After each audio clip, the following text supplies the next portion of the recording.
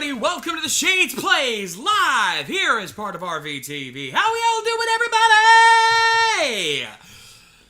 Yes, folks, it's the Shades here live on my personal YouTube channel, since this is the Shades Plays and not an official RVT show. It's not Tokyo Rifts, it's not anything like that, but hey, I'm here, I'm live here on YouTube for the first time on my channel.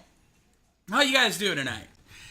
Oh, it's gonna be fun. I hope it's gonna be fun for you guys, because I know YouTube's been kind to us so far this week, but hopefully tonight will be no different.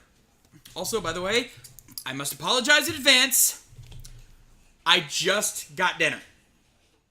Literally just a few minutes before the show, I got dinner. So, I'm gonna be eating. And it tastes amazing. Yes. Aww. My lovely wife, Lady K, is over here. She's probably not going to be participating in this, but she's going to be in the background with her and occasionally probably come over here to whack me upside the head. You know how it goes. Yeah, I've got the sketchbook in hand. She does. So, she might pop in to whack me upside the head, but I don't think she's going to do much more than that, so don't count on it. But, she did cook this lovely dinner that I've got tonight. Oh, and also, I just realized, what the heck? I apologize in advance. Stupid YouTube. It decided to play the video on my screen even though there was no reason to do so. YouTube's a pain sometimes with stuff like that. So if you hear an echo, my apologies in advance. But that should have been the only time that happened. Now, also, I gotta show you what I got to drink tonight because I'm gonna tell you this right now. Best chocolate milk ever. You cannot tell me otherwise. This is the best stuff I have ever had. If you can find me a better tasting chocolate milk than this, I will call you a liar, honestly. So. I tried it and it's delicious. my daughter agrees. Also, again, if you hear them in the background, yeah, because my wife had trouble sleeping today, she kind of slept in late, so we're just now eating, so are the kids. If you hear them, my apologies. But that's not what we're here for tonight. We're not here about the kids. We're not here about the delicious meal or the awesome chocolate milk. No, you guys are here for one reason and one reason only. Because today, I'm going to show you guys a game that I recently picked up that I honestly feel that you guys have been asking about. I know you guys have wondered, is this game worth your time? And of course, I'm talking about Chroma Squad. Oh, God. Yeah, Chroma Squad. Is this tactical RPG created by Behold Studios is basically your chance to be your own set of Power Rangers. In fact, I know it's kind of hard to see because it's kind of covered up, it's kind of drowned out by the earth, but it literally says, inspired by Saban's Power Rangers. That was their caveat for Saban not suing them over this game. Yeah, I know, it's stupid. Let's not get into that. Now, I'm going to turn the audio up just a little bit. Let me hear, come on. There we go. That is literally as quiet as I can get it. But hopefully it won't be too loud for you guys. But, right off the bat, as you can hear, this music is awesome. The music for this game is very Power Rangers-esque, and at the same time very Sentai-esque. And this opening, this intro, the title screen music is very Sentai-esque, and I love it. Very fun to listen to. I mean, I could put this on my MP3 player. It's that good. I'm not even kidding. Now, real quick, I'm going to show you my teams that I've got here. I'm going to show you my other team. This is the team I've got going on for me right now that I've been playing. But I'm not going to go into too much. I'm not going to load that file because that is something you can't. It goes into spoiler territory if I use that one. But basically, that's supposed to be me. That's Maddie. That's Lady K.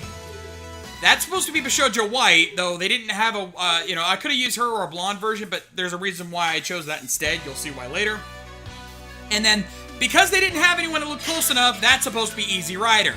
Yeah, I know, it's stupid. We'll get into that in a minute.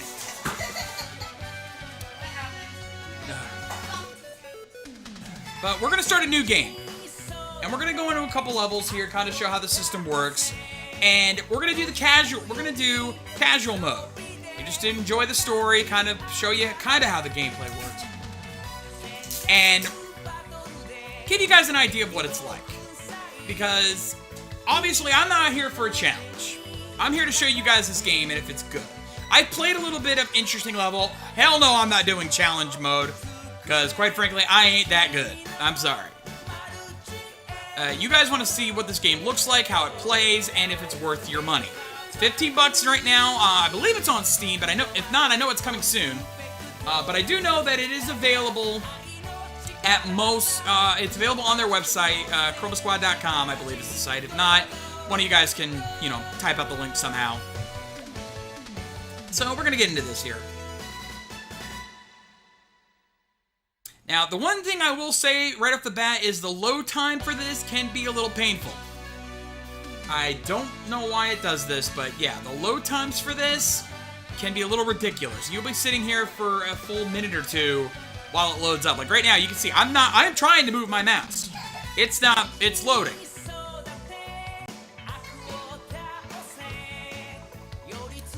So be prepared for that. Because it's loading a lot of assets. Hopefully they can fix that in a future update, but I don't know. In fact, I'm gonna get a bite of my steak here while I wait. Now, also bear in mind, this is probably because I'm streaming at the same time, so my CPU is kind of getting run the ragged a little bit. Normally it's not this bad. It is going to be shorter when you play, but it will be a little longer than you're probably used to in most modern games.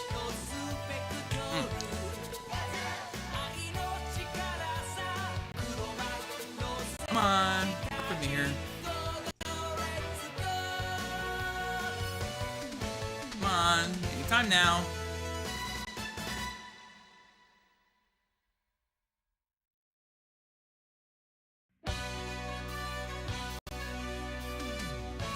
Okay, what's going on here? It doesn't usually take this long now.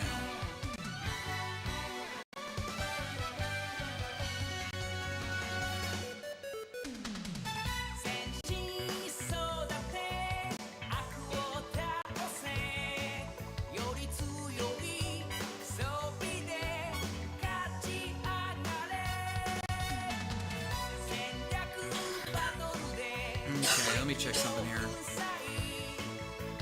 I mean, I said it was slow, but I don't think it's never usually this slow. It's running.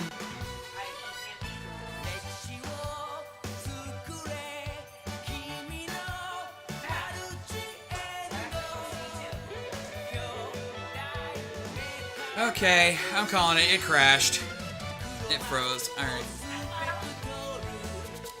I'm gonna go ahead and close that for a minute, and I'm gonna fix this here. This is actually something that never happened. Again, I'm willing to bet it's because I'm streaming this at the same time that I'm trying to play this. This normally is never this bad. So give me just a minute here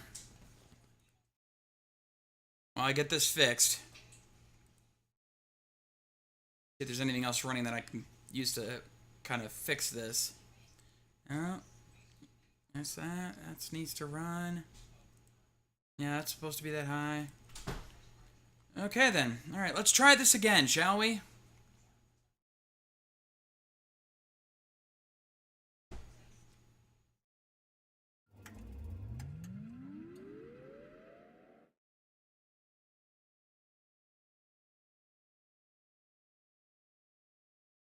Yeah, DL bot. RBT Entertainment. Never without a botch. Holy crap, so good.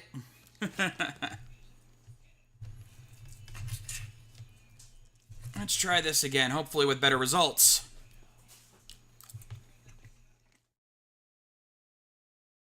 Here we go.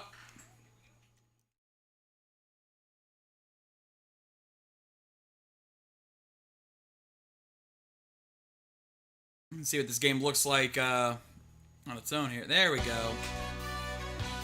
Let's try this again, shall we? Alright, let's see if it'll load this time. There we go. There we go. It just took a little coaxing there. Again, that normally doesn't happen. That is normally not. Okay, here's what it looks like. Once upon a time at a TV studio just like this one. Oh, that's unusual. Text kind of bugged out there. Hope that's not going to happen too often.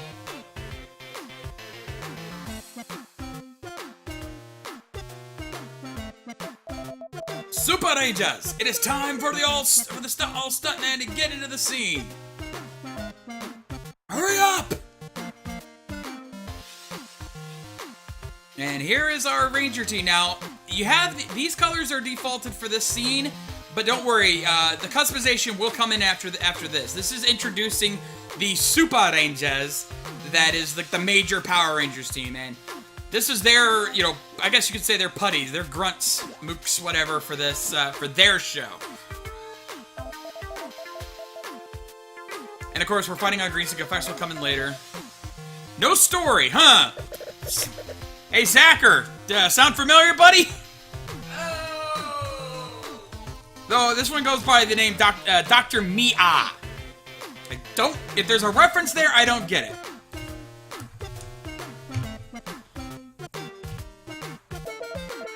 And this director is a dick. I'll be straight up honest. He is a dick. But the reason why they have this scene is to get you introduced to the battle mechanics. And you'll see here, we've got director's instructions. This tells you, this is like bonus objectives that you use to help grow your fan on. So we got Yellow here. We're gonna go here. He's got a pretty good range. We're gonna attack this guy. One hit KO.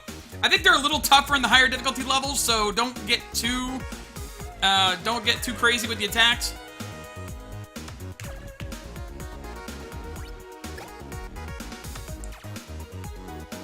Alright, so we've defeated 3 enemies, so now we get audience up here. Trust me when I tell you, that will come into play later. Now, I've activated teamwork mode. Now, it's not going to help here, so... Now, Pink is your assist person. Whenever you stand next to people and use the teamwork effect on her, she'll heal anyone next to her. Alright, now, we're going to go ahead and finish this fight off. Bye-bye.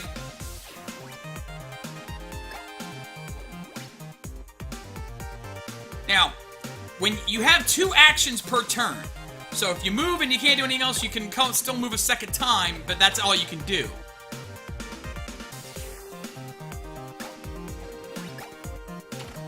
Oh, critical hit there. When the little lines appear on the outside like that, that's a critical hit. You like those.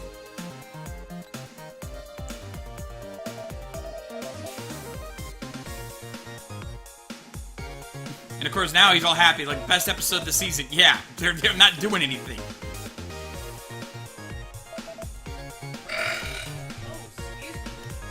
Indeed. Now.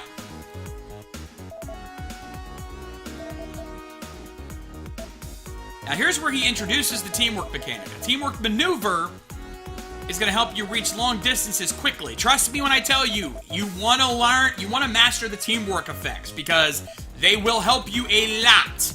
And I'll demonstrate here.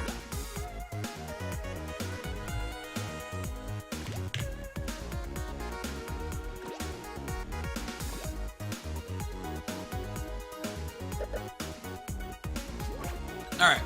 Now the directive instruction here is to perform 2 team acrobatics. Very easy to do. So what we're going to do is, I'm actually going to start with black. We're going to only move him a step, and then we're going to activate teamwork mode. Now, see here, these are the teamwork move spaces. That lets you know how far you can move with the help of your team. So when I click on that, yeah! Puts him right in position, and he still gets another action, so he can attack again. Now, this time I'm going to move blue 1 space, teamwork again. Now, red can reach this guy, so we're going to do that again. Yeehaw! Bam! Now, unfortunately, we're not going to be able to do any more else this turn, so...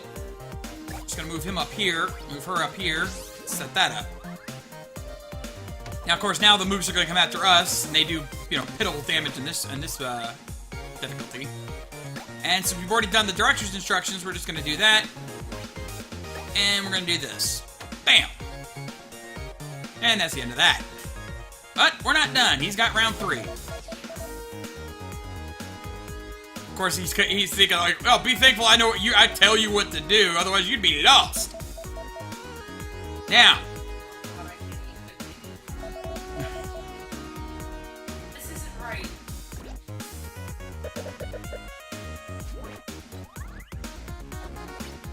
all right. Now we're gonna introduce the teamwork attack. So what I'm gonna do is I'm gonna move Yellow back behind this grunt. Instead of attacking him, set him in teamwork mode.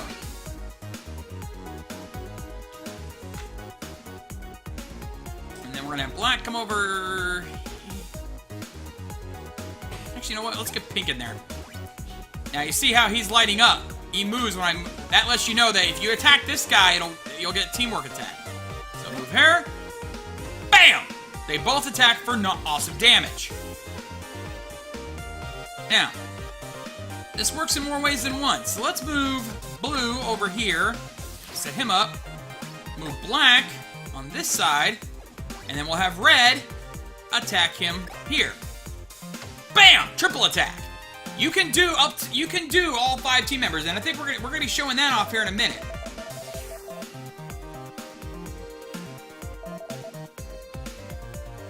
And of course, we can't have a Sentai show without a Monster of the Week.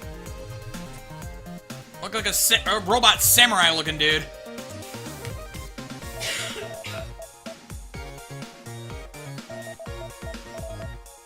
Of course, being the director, he spells it out for you. And yet, these Rangers are not soft.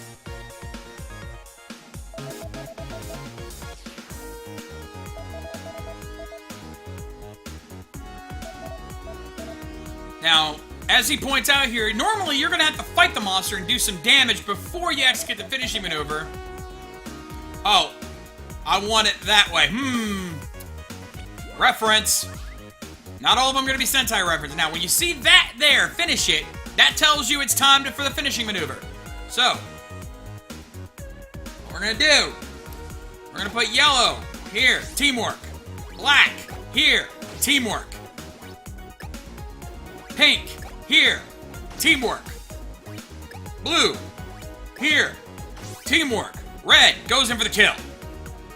Chroma power! Now, my other complaint here is this is your only finishing maneuver. Well, at least up until one point I thought it was. So, A-Justice, I believe it, or no, Crunchman told me there is another finishing maneuver, but you have to get their individual weapons in order to use it. And of course, Monster Go, boom. And finally, these stunt actors have had enough.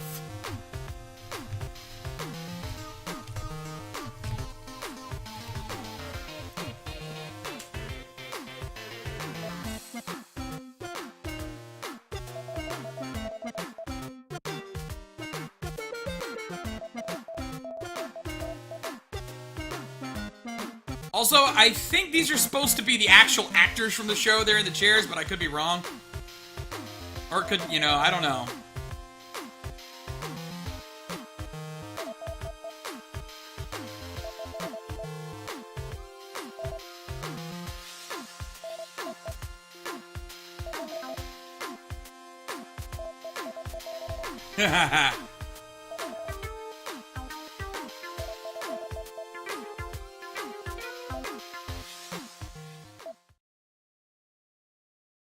Yeah, you say you can't? Oh, bye.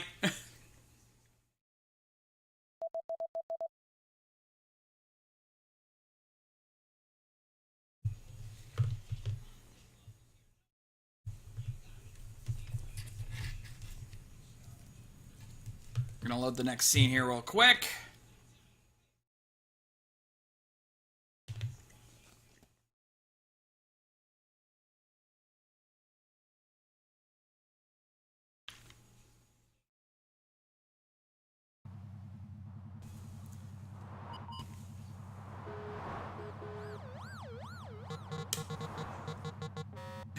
And of course, like any good Sentai show, they come up with excuses for everything. So since we haven't picked out our team yet, the stuntmen are still in their costumes for this scene.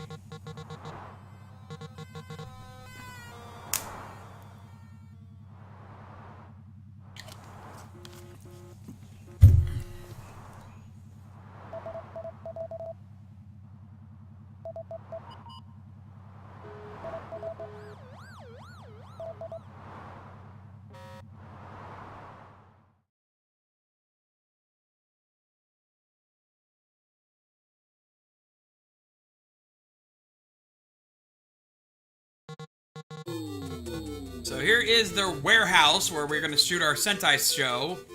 Blue's uncle's warehouse.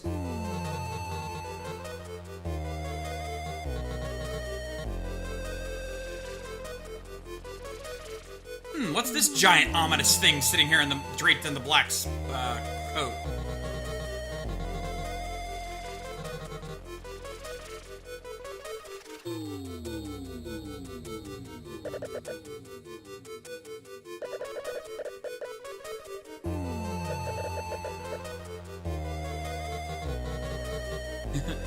Yeah, curiosity killed the cat, but it's knocking at the door. Let's take a look. Well, hello!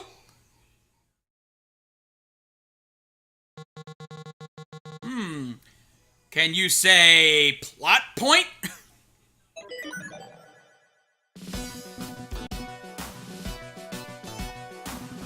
I am Cerebro. Magneto. Cerebro.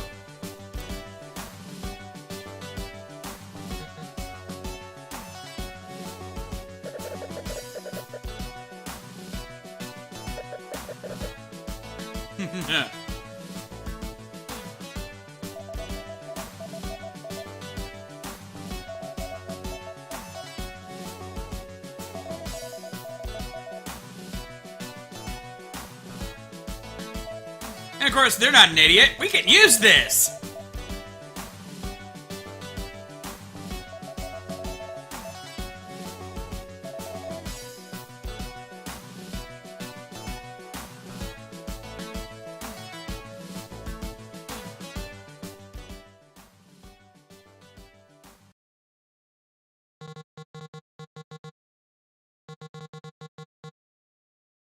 And of course, they are nice. They are good guys, so they do eventually return the old suits back.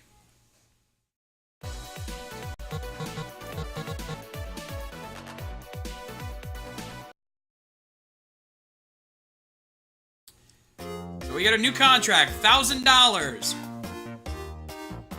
You got it. In order to complete this, in order to do this, you have to record the season finale after recording 4 episodes, and the contract will be canceled if the number of fans is lower than 0.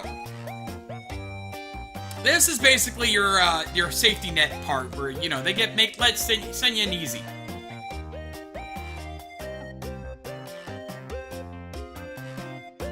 We're gonna sign that. All right, so we're gonna change the name of our studio. I think you guys already know what I'm gonna call this. Right, I am. But that's my part of the customization. I'm gonna leave this to you guys.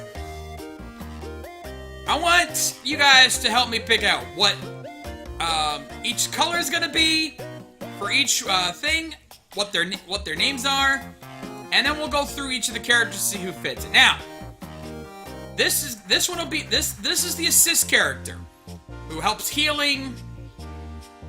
It's a dearest friend of everyone on the team, always optimistic and holding out squad together through the toughest moments, specializes in healing and bow attacks. The Techie, team's most resourceful fighter, combining the use of items and weapons with a superior intellect, specializes in long-range combat through skill. And you can see here, they get all the different things.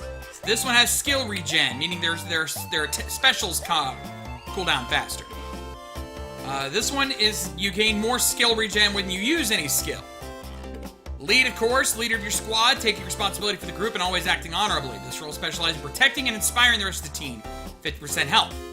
The Assault brings raw power and strength to your team strategy. This role is responsible for dealing the greater damage, exploding things, and wielding an enormous axe. 30% attack, plus 30% attack. And then the Scout, the agile acrobatic in the team, a daredevil warrior that brings movement and grace to the fight, specializes in moving fast and stunning enemies, and gives you 1+ movement. Alright, so, let's do this one at a time. What color is our assist character gonna be? You've got all these colors right down here. Character name, and then we go through an actor name. Then we'll pick out an actor. So I need a name and a color. I've got the chat open over here on YouTube, so I can see what you guys are saying. And while I wait for that to catch up, I'm gonna get another bite of my delicious steak.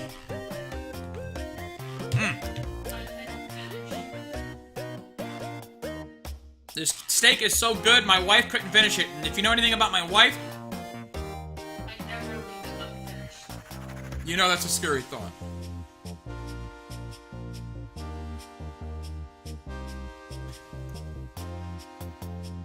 Okay, I'm seeing a lot of votes for purple. Gonna vote for green.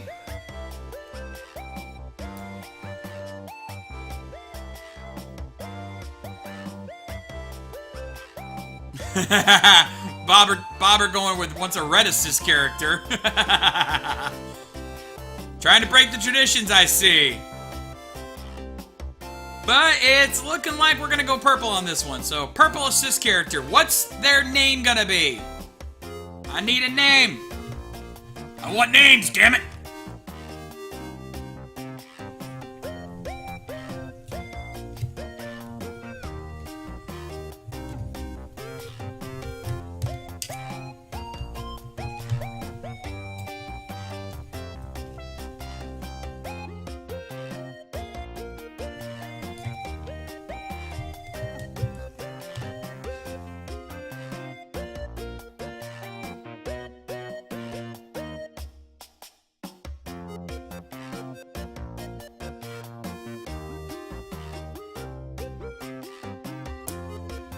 Bobber, no. Think a little more realistically.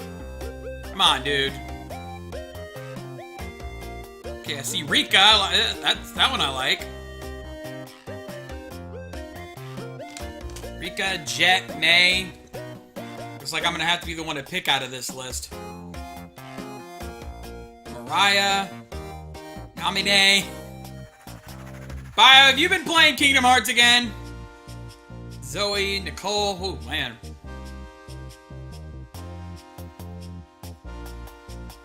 Because of Digimon Frontier, of course. Of course! Why am I not surprised? But you know what? Yeah, yo. Sandman, come on, dude.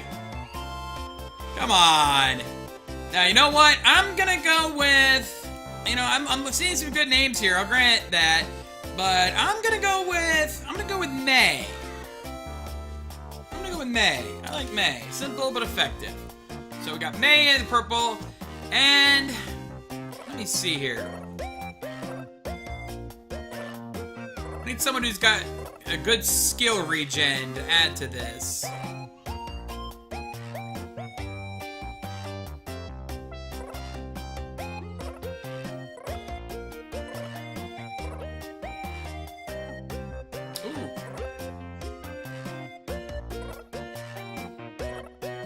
Yeah, we're gonna stick with it now. Now, for our techie. Now, bear in mind, gain skill regen when you use any skill. Actually, this time, let's go through the characters first, and then we'll start worrying about names. For the techie, skill regen when you use any skill, so we want somebody who's gonna have a good... Now, I like Michael Florian for this role because he loses a little bit of attack, but he's got the skill regen already, and he gives a shop discount, meaning your items are going to be cheaper. Plus, you know, we gotta show love to the Kickstarter backers. This is actually based on someone who was a major backer to the Chroma Squad Kickstarter, which is the reason why this game even exists at this point. Sorry, gotta deal with the little ones, honey. But we can also use, let's see. We can also use the alien here, who has similar thing, but has instead of having a shop discount, we can use the 10 plus skill, the plus 10 skill region.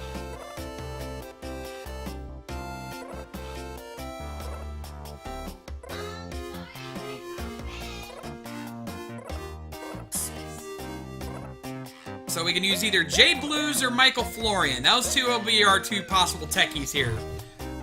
So I want 3 things in one line. I want a name, I want a color, and I want whether you want Jay Blues or Michael Florian.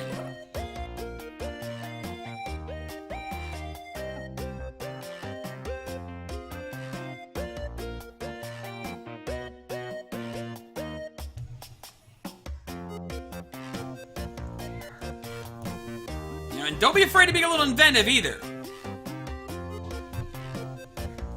You know, don't hesitate being creative. That's the whole point behind this. You can customize these any way you want. You don't even have to have a red leader or a red ranger at all. You can have anybody.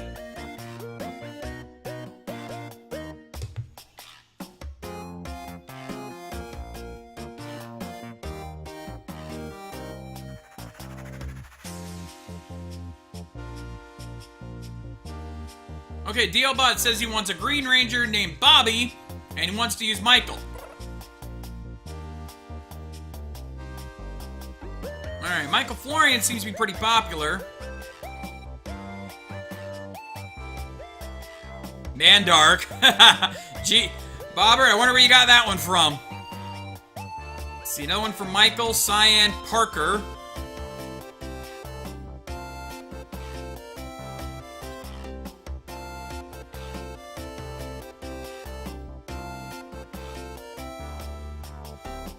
Mike, GLPH, I wonder where that idea came from.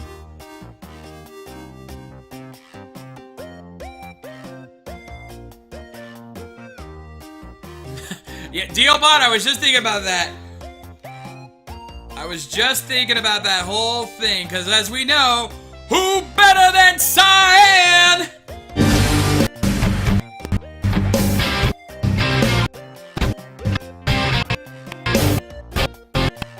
Okay, that ain't working. And here I was hoping that new soundboard would work out just fine. Alright, so... looks like we're definitely using Michael here, at least. That one seems to be the consensus. Let's see, I'm seeing a couple of greens, couple blue, orange, white. By consensus, we're gonna go with green. And... Oh, losing track here. Here we go. For name...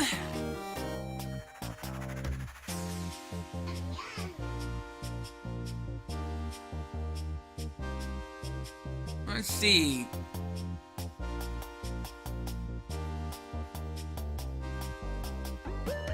Looking at all these names.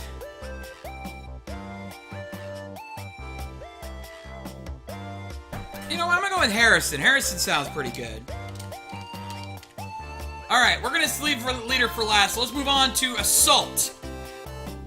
Now, Assault already gives us 30 plus attack, and I won't lie, Mao Shinmei is probably one of the best characters for Assault because she's already got a +3 critical and +20 attack. Plus, with that green hair, and since you can't really see the Asian in her much, you bet your ass I use her for Lady K. She was looking at me while I was saying that. She's like, I wonder if he uses that for me. You're damn right I do. I'll have to show you my team later, honey.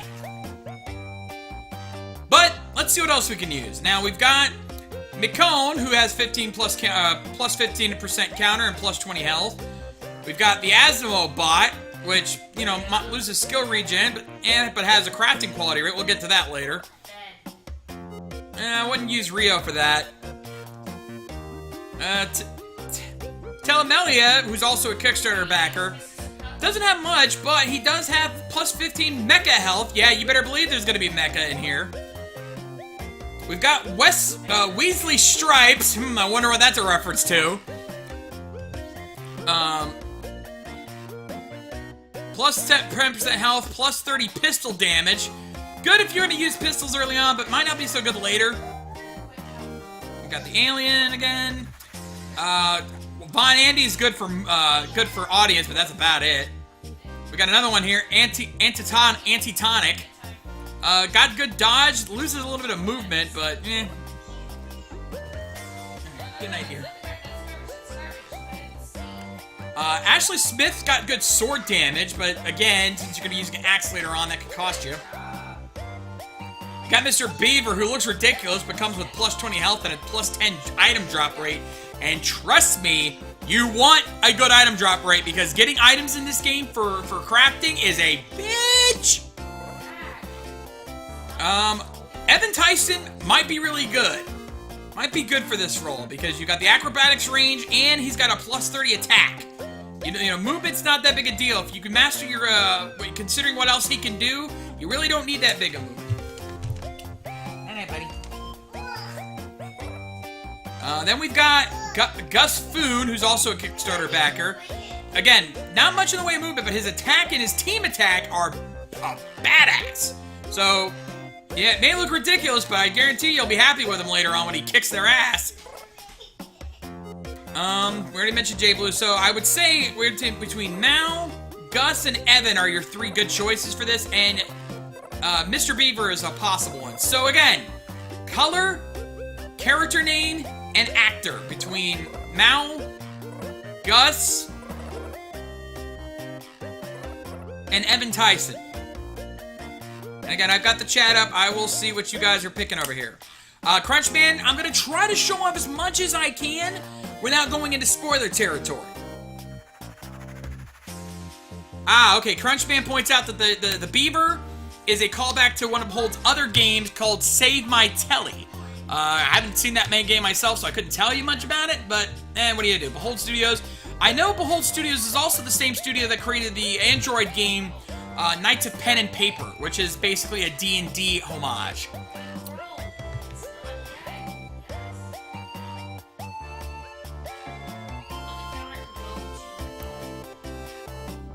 Okay. Everything's coming in. Mike! Mike Shell, come on! Be creative a little bit.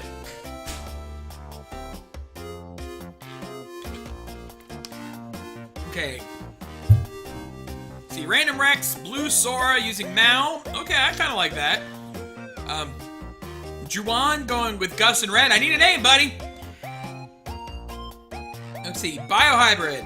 Guys, this is Evan, Orange, Dante. Let's see, Andrew, A. Justice going with Evan. Wants to use Evan with Sky Blue or Cyan. Okay. Cyber Draco, Blue, George, Evan. Okay, well, it looks like right off the bat, a couple things have already been determined. We're going to use Evan. And we're going to use the Cyan. Or actually, that would be... Yeah, this would be closer to Cyan. Alright, you know what? I see where this is going. I'll give you guys this one. We'll name him Ramirez. Because I tried to play that clip earlier. Who better than Cyan?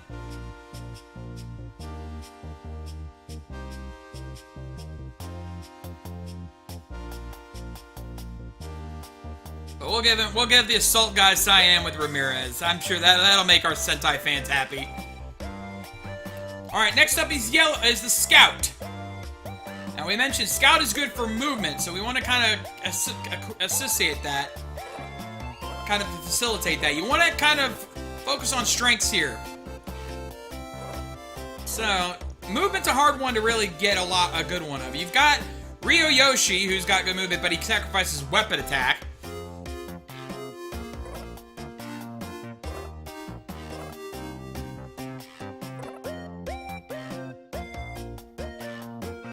I think for this one, we're kind of going to have to look at other skills. So, let's see. We got Jay Blues again, who's got the skill regen, but also has dodge and critical. We mentioned Gus earlier. Beaver might be a good one for this role. Let's see. I think, yeah.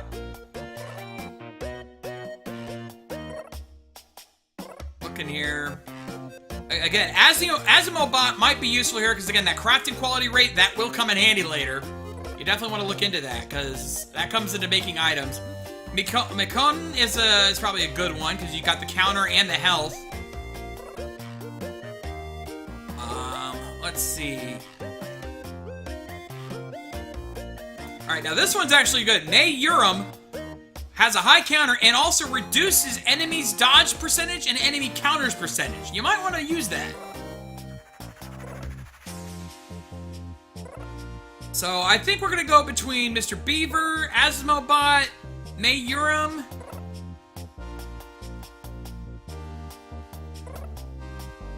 And yeah, I think that's going to be the main ones we want to use for this one. So again, like before, color, actor, and character name. All right, shut up, Bobbert.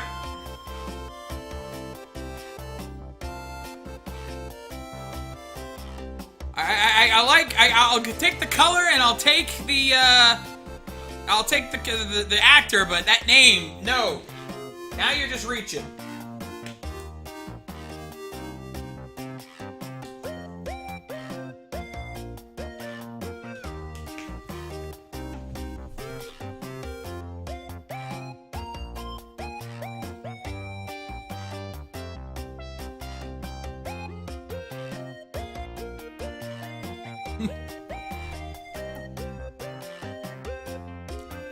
Alright, so we got one with yellow. Okay, looks like it's gonna be between the Beaver and May.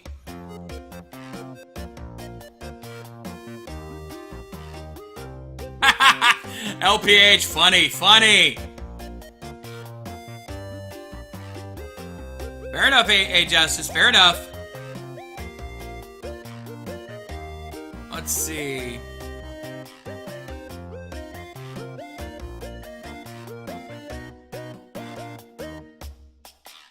Let's see what else you guys got here.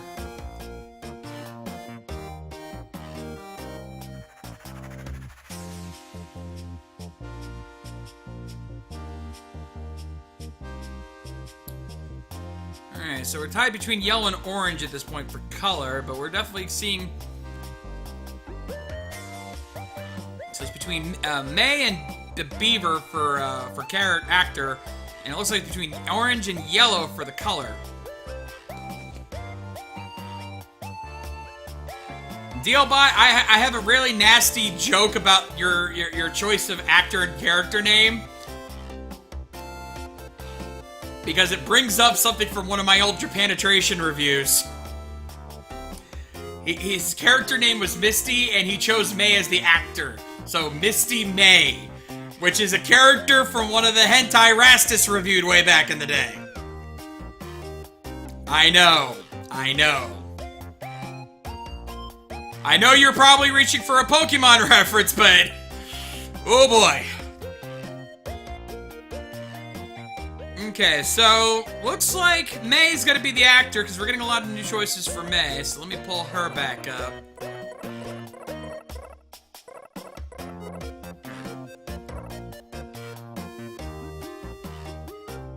But we're still tied on a color between yellow and orange.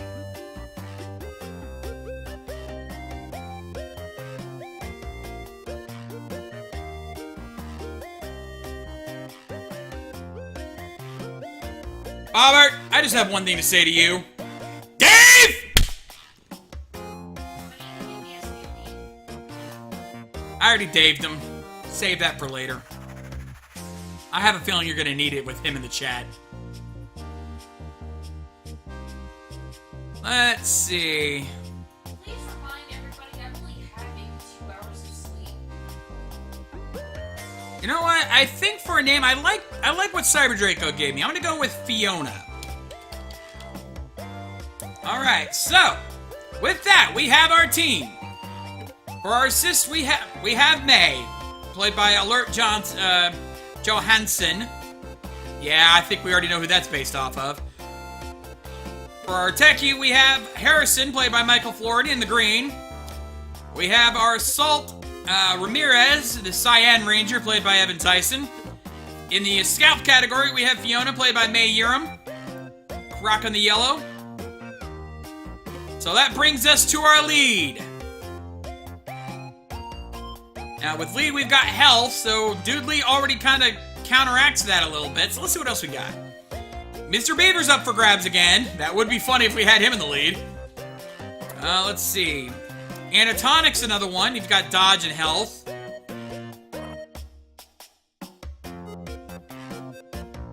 Let's see. You've got Weasley Stripes. He's got the pistol damage, though that might not be necessary. Asmobot's up for grabs again. And we got Mikone. That played not only our first Black Red Ranger. Well, yeah, I think so. First Black Red Ranger. And our first female Red Ranger. That would be our first true female Red Ranger. Fuck you, Saban. So, based on this, it looks like we're going to be between Mr. Beaver, Azumabot, and who was it? And Mikone. So once again, choose one of those three along with a color and a name. That'll be the end of our team.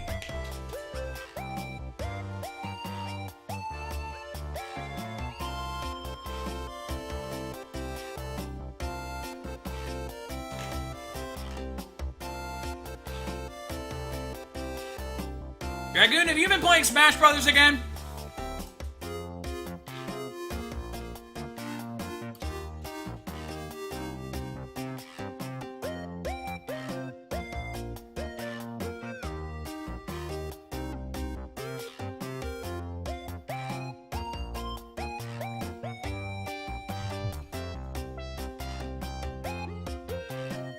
Okay, Black Ranger named Terry, using Asmo.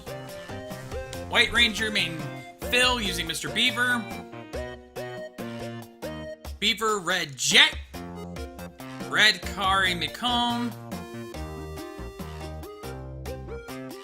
Okay. Alright, well, I'm liking where this is going. Looks like Mikone is going to be our lead, which I'm definitely not complaining about. And they're going to stick with red, because we got a couple blacks in there, I'll grant you. I see a lot of reds. Dragoon, I believe this game costs about $15, which a little much for, it's a little short for that price, but honestly, I think it's got enough content in here. The challenge is good enough in here. I think you can enjoy it. If you're, I'll get over some of the other stuff later. Crunchman, I've come very close. I'm in the last, I think I'm in the last couple of chapters.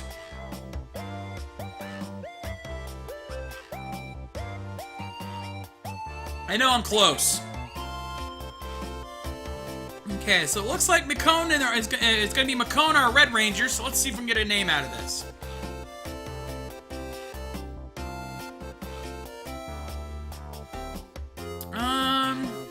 Let's see.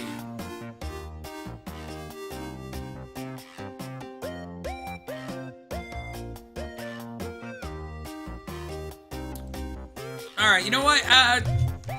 Random Rex, my Digimon fandom's kind of peeking out here, so we're gonna go with Kari. And with that, our team is complete. So that's the end of that. Our team is ready. Now here's the thing. This is why I had to do this now, because once we do this, there's no going back. You cannot change these for the rest of this save file. If you want to do it again, if you want to do this, if you made a mistake or you want to change it, you got to start a whole new game. Kind of makes sense why they do that. Unfortunately, it is a problem, but it's something that's unavoidable, really.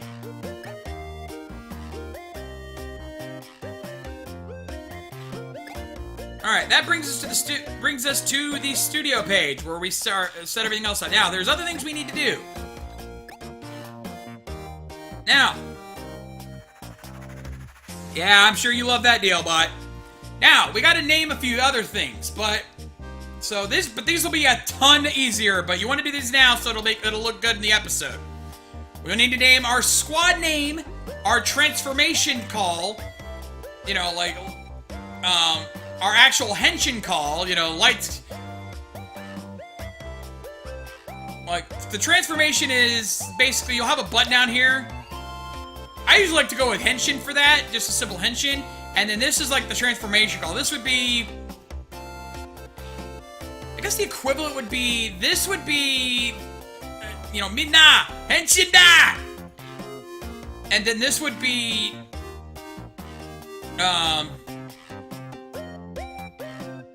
let's use Kyoryuger. This would be like, Kyoryu change.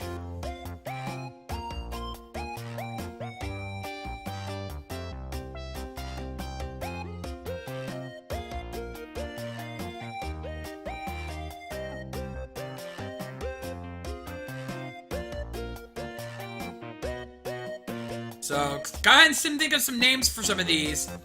And also our mecha. We will have a mecha later on, and we'll probably do. And we have to do a mecha call out, like, we summon the dinos. We need dinosaur power now. That's what this is.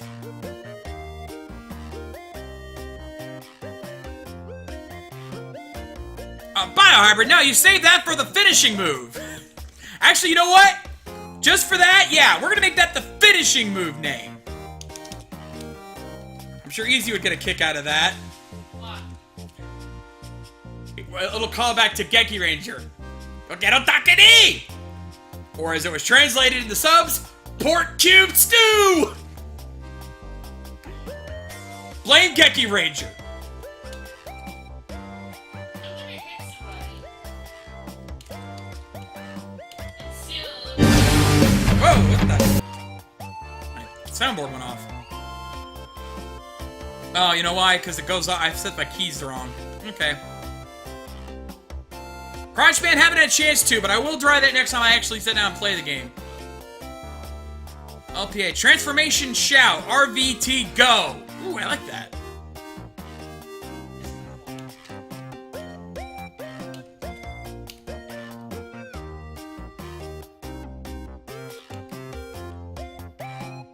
Hold on. Isn't working in. Close that out real quick.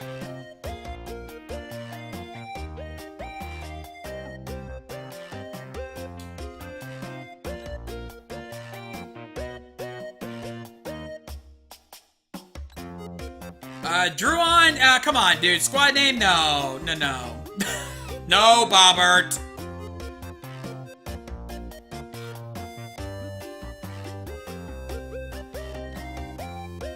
Chromax King. I like that for the mecha name, DL Bly. We'll see if there's any other contenders for that, but I like that. Yes? What? Oh, crap. What? Buddy, remember that keyboard I was looking at for this line? My, wireless one? It dropped down by half the price. Nice. Less than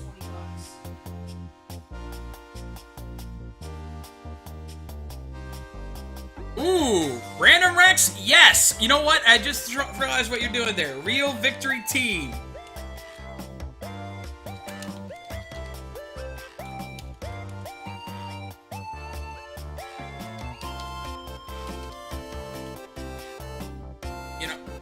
Alright, we'll have to keep it short. Real Victory Team. I'll just keep it at that. But yeah, I like that.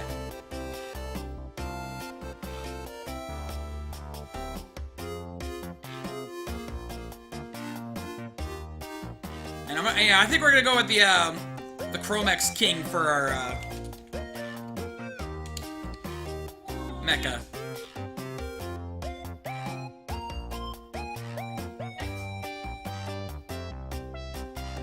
We'll talk later.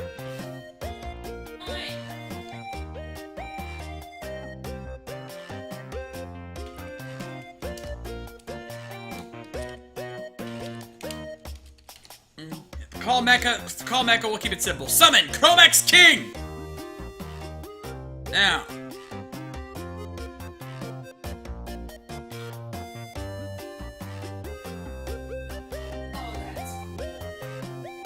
Now, we need to go...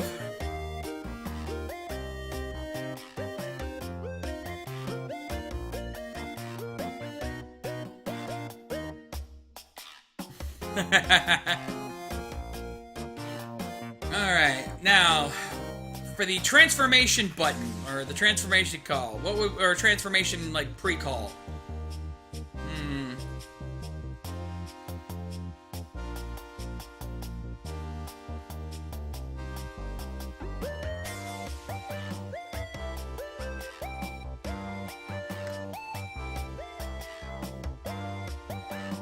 I'm trying to think here, what are we gonna use for this one?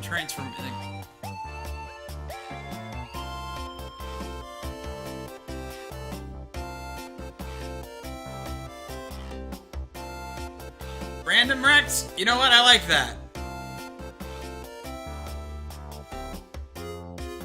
Mike! I think I'm gonna go with random bricks. RV transform. I like that.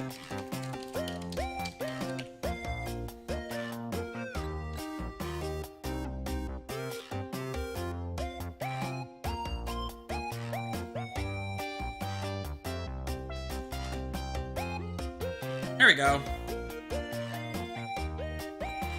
Alright, and with that, boom. Now later on, we're going to be able to buy upgrades. But, I'm going to save some of these for right now. I think the only one we're going to activate... Yeah. I think the only one we're going to activate is the healthcare, so we can get a little extra health. But, we're going to head to the shop, because we need to buy these guys some weapons. Buy these guys some things.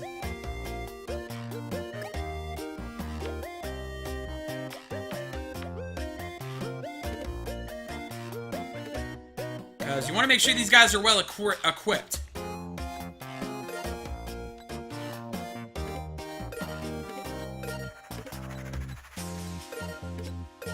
Oh, that's cool. I always prefer... Let's see, for her, we definitely want to use this. And same for him.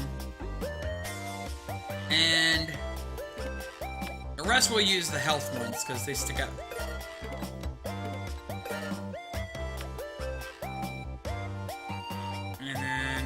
Looks like we'll have enough for 3 of these, so...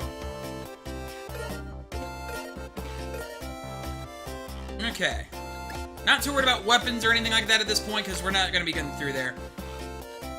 Now, I want to check something on my Skype real quick, because I think I just saw somebody get on that I wanted to join me on here.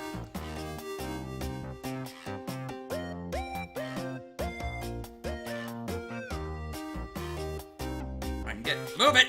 Come on, get over there!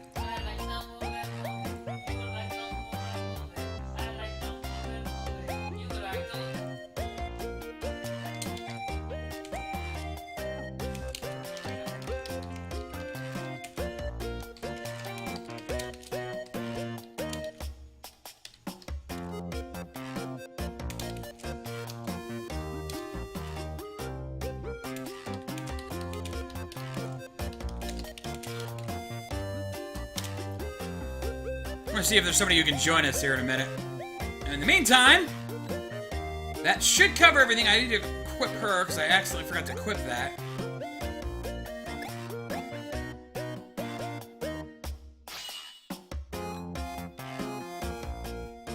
Well, don't get your hopes up yet, guys. I gotta confirm if he's up to joining me here, so don't get crazy now. Now, with each of the roles, they have different effects. They have different things. The assist has a healing thing called the Heal Doken. I wonder what that is.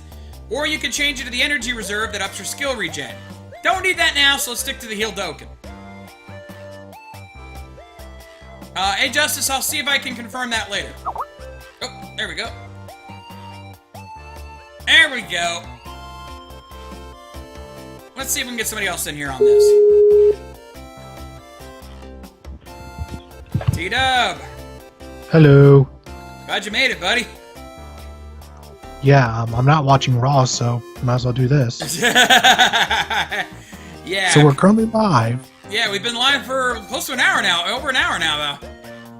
And you've just been showing off all the cool things you can do with Chroma Squad? Yeah, kind of, sort of. I'm actually in the middle of showing them the team effect, the team skills, right? The character skills right now. Let's see. The Techie has 2 abilities. The multi-shot, which can take, if you have a gun equipped, can attack 3 enemies at once, but at reduced damage. And then we have the Find Weakness, which you can target an enemy 4 tiles away, and basically make them take 30% more damage for 3 turns. You know what? Do I even have a gun equipped on him? Yes, I do. So we might stick with the multi-shot. Yeah, you're doing that, and I'm playing, still playing Lego Marvel. Finally finished the story. Nice. You finished the main story? Yeah. Damn, that was actually pretty quick. It's not that long, but it's still, like, even completing the main story, the percentage, I think it would be only at 25% or whatever. Because there is a lot to do in this game. Bobbert, he watches it later when he has to. Yeah, we'll watch it later on DVR, so I can skip past all the unimportant parts. Exactly. Skip past all the nonsense, and that way might keep my. It's a way of keeping my tolerance with the product. Yeah, we've already saw how that worked for me. Also, alright, the Assault has one skill, but it is probably one of the most awesome skills you can have, the Strong Arm. Basically, whenever you do a team acrobatics we showed off earlier, he can let you jump 2 extra tiles. I'm telling you now, that is a godsend. You will take advantage of that skill a lot. Thank God it's a passive skill and you don't have to activate it. The other skills like the Stunning Pose are okay. Red's is the Eagle Lasso, which is really useful. Pulls an enemy closer to you. Really useful if you want to get them in a position you want them to be in for a team attack. So trust me when I say those will come in handy. Now, later on you'll have emails you can interact with, you'll earn money, and fans. Trust me, those will come into play later. But I think we've done everything we can do, so let's finally record an episode of this shit. And yes, you can laugh at the ridiculous monster, which is nothing but a cardboard box with a pair of boxing gloves on. Well, I'm sure that it's budget. Yeah, pretty much. I'm guessing that's the joke they're going for. Yeah, for the most part. By the way, I think I found one of my new favorite Marvel characters in this game. What's that? Captain Britain. Yes. So let's start this level up and let's see what happens here. Now, again, you'll see the director's instructions, and you can't actually see what the other ones are ahead of time. So you can learn exactly what you got to do.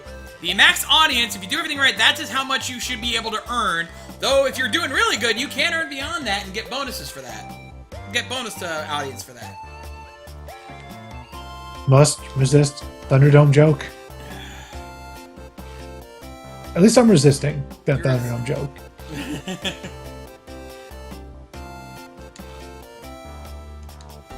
Okay, it's loading up now, so let's give it a minute.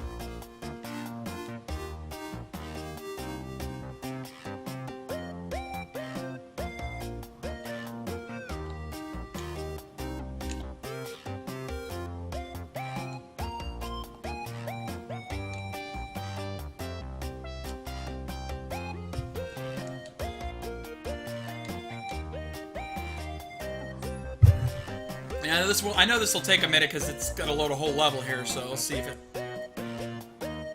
Let's pray it doesn't freeze on me again like I did earlier. Oh, not having too much luck with that? It's frozen on me once. I mean, it's only happened once so far early on that I kind of, And this game has some issues with loading times. And this is the full release. Yeah, this is the full release.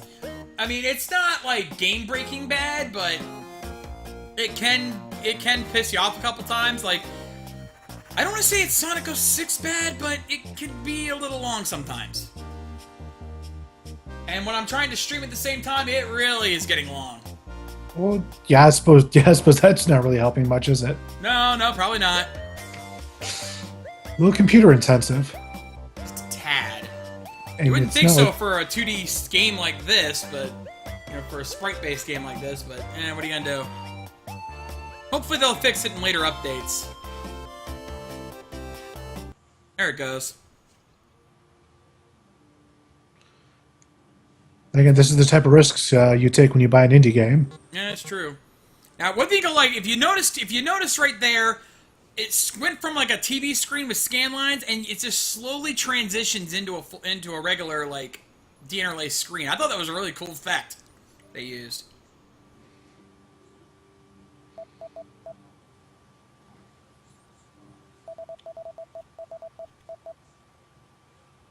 And of course, they're talking about what their first episode's going to be about, and I know I'm full too. I feel my stomach going, no more, every time I look at your plate. Oh, I love this. Once up time, a group of heroes is bored. Yes, they actually put that typo there intentionally, as you're about to see. Our assist character here, May, got a new narration software. Or actually, no, it wasn't. It's not May. It's our techie that did it.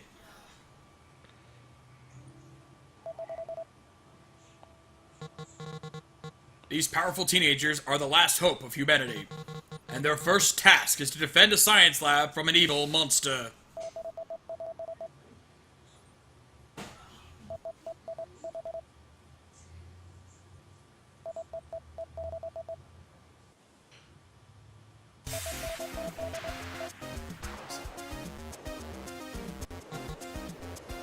So with that, here comes our grunts.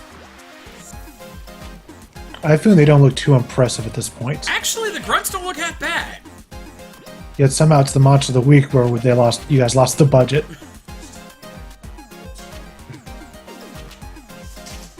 Priorities. Yeah, right, exactly. Well, I guess it's not hard to design suits for grunts, though. How they have so many, I don't know. All right, now the director's instruction this time, we have to do 3 team acrobatics things, and we have to make sure that all of our characters stay above 50% health. Since we're in casual mode, this is not going to be a problem. So what I'm going to do is I'm going to move our assault guy into position, and we're going to activate teamwork mode. Now look at how much distance that gets you. That is a ton of distance. Plenty enough for us to get to pretty much anywhere we need to go. So I'm going to go ahead and move May over here. Take this one out. And you see we dropped some duct tape. Your budget is showing. Actually, the duct tape has a purpose. Yes, I said that. When all else fails, duct tape. Duct tape? Are you serious? Really? Duct tape? That was going through my Oh dear God. Anyway, so we're gonna use Kari, and we're gonna land right there, so that Evan can use the acrobatic. Whoop-ah! Goodbye. Now, red leader. Now, I'm gonna move him up here. Yeah!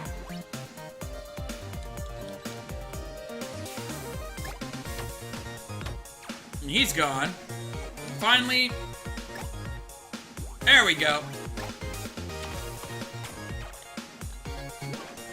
Now it's the enemy's turn. Oh, counter. Oh, and drop some Play-Doh. And now it's time for some real fun. Head over here.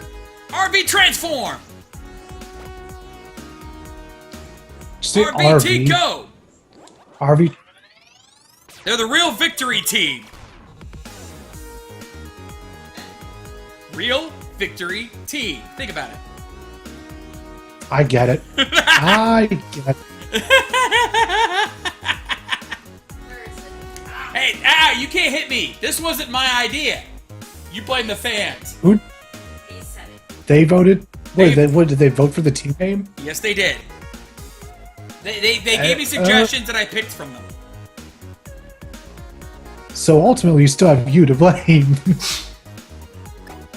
Well, actually, there's only one person who suggested a team name, and that was the only one so I had to use that one. Now, of course, Red, being the badass he is, has a sword right now, so... Slice! Hiya! It slices, it dices, it eventually ends.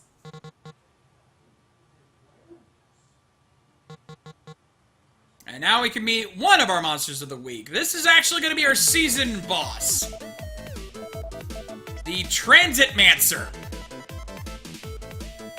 And if you can figure out the name, you probably can guess. The outfit kind of tells you what he's all about. He's a sorcerer with a traffic light stick and a road cone for a hat.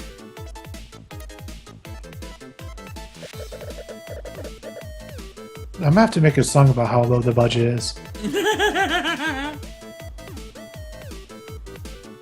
Oh, that's right. Thank you, Random Rex. Thank you for reminding me. Yes, she slices and dices. Oh, you made your Red Ranger a woman. A black woman, in fact. How non-Sentai of you. Tito. That's fine. Alright, so he runs away like a little bitch for now. But you tell Of everybody course. what I've been on a kick of lately?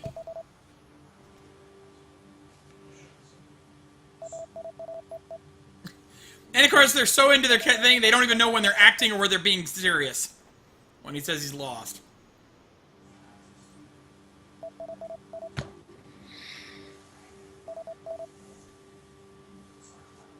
Oh, Crunchman, it's the VLC logo brought to life. And Random Rex with another one. Blue Centurion's evil cousin! And of course, they're going to go see Cerebro, the giant brain we saw earlier, who is now going to be their Zordon. Instead of a giant floating head in a tube, it's going to be a giant floating brain in a tube.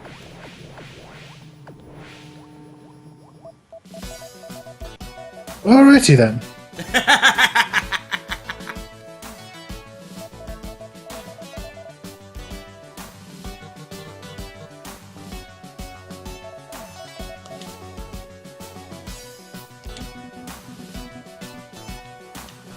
Apparently, they're going to the monsters are looking for the key to time travel. Yup, it's a Sentai.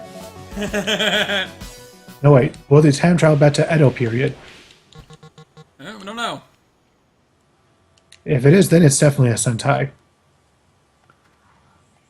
And of course, their teleportation effect isn't ready yet. So they run into the shot. Now it's time to meet the monster of the week.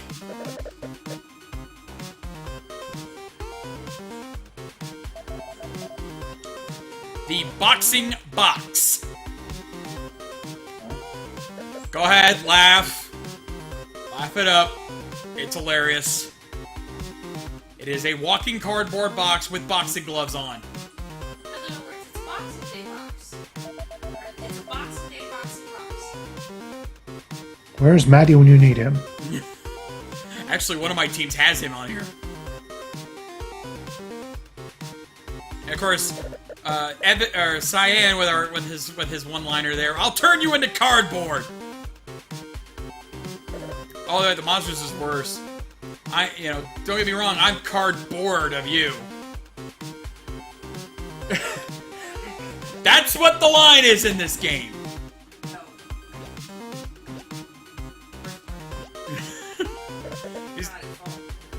Yeah, there's no one to blame. This game's just set up that way. This is no-san levels of ridiculous. Oh yeah, there's a monster later on, Robert Sponge. Oh, dang. No. Robert? Oh, I get it. Yeah, it's exactly what you think get it is it. too. It is exactly what you think it is. Alright, now. Here's Somebody the needs to show this game with spaz. I know, right? Never thought about that. I should find that tweet Crunchman set and tweet that back to him. Anyway, this time you gotta be careful. And this is one point where the game will dick you over. Remember how earlier we saw the guys, some of our guys automatically countering attacks? That can dick you over when it comes to director's instructions, because sometimes you're not supposed to attack certain monsters right away, and this game will auto-counter, and if you're too strong, it will fuck you over. Bad. Does that auto-counter make... Well then. Yeah. Like, for example, defeat all minions before attacking the boss monster. If the monster attacks you and you auto-counter, you have failed that instruction through no fault of your own. Wow. It has done that to me several times. That's... Think they'll patch that? I don't know. I don't even know if there's a way to patch that. There's gotta be some sort of way to fix that. Only hope.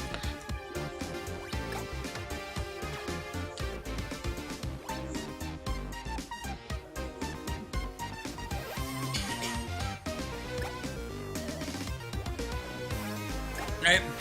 Yeah, even Crunchman's agreeing that, yeah, that can dick you over. It's 5 ways from Sunday.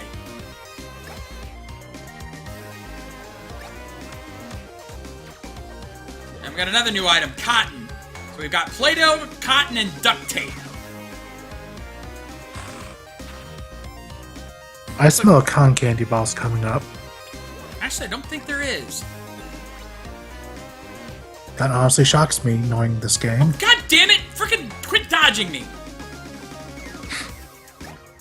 One Somebody's minion- been to Piccolo's school of fighting.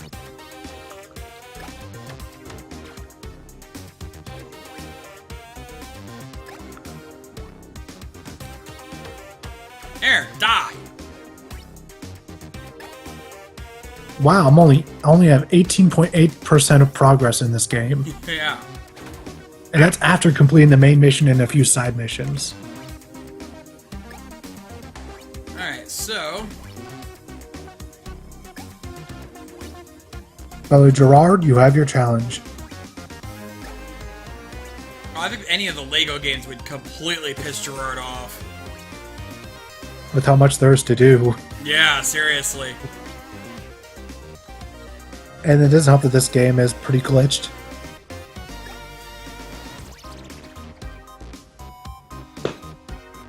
Alright, unfortunately, I'm not going to be able to do much with him here, so I'm going to go ahead and just surround him. And just hope he attacks one of my guys nearby and doesn't stun me. Alright, perfect. Now, can I get him over here? Damn it. Actually, wait a minute.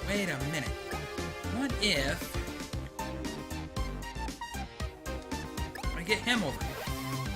Yes, I can. Alright, so what we're going to do, we're going to move him here. And use the eagle lasso to draw him closer to this way. There we go. Now I can probably get him right there. Yeah, there we go. Get him there. Teamwork. Teamwork. Teamwork. All right, Ramirez, finish the job. Pork cube stew! Was that an actual line said? Actually, Geki Ranger, they actually did that. Okay then. Yeah. Japan, you weird. Ah! I've been recycled! Oh, I just encountered another glitch. This one's funny though. Uh-huh. Character is falling but is stuck in the sky, stuck in the air.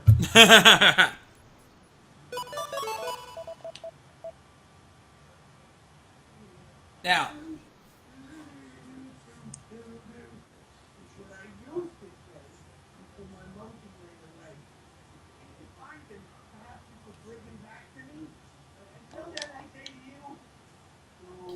alright, so we go through the loading screen. We're gonna get to our results screen to show us how big our audience is, how many fans we made. Here's the, even with all that, I still didn't get enough full list? Damn. So we got 3 rolls of duct tape, a thing of Play-Doh, and 3 balls of cotton. And then the other cool thing is they actually post Twitter posts, or a social media equivalent, having people tell you what they thought of the show. Hashtags and everything. I'm pretty sure there are negative tweets about it, but I've yet to see any.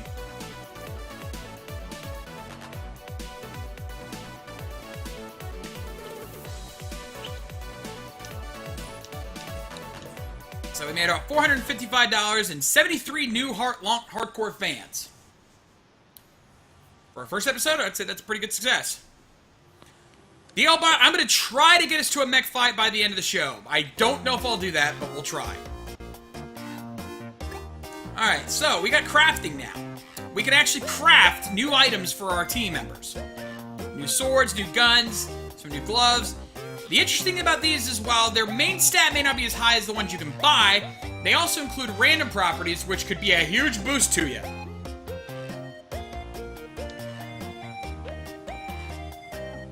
So I'm gonna I'm gonna create some fake boots here.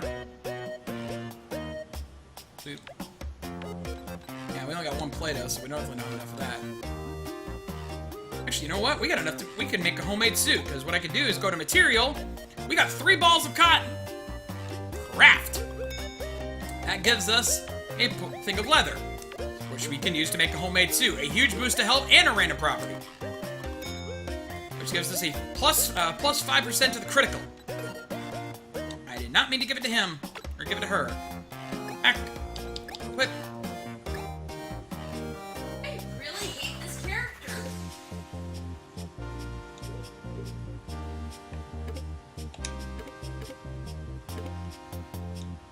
let's see, who could use a critic?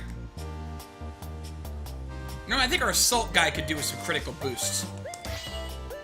We're gonna give that. We're gonna give that to Ramirez.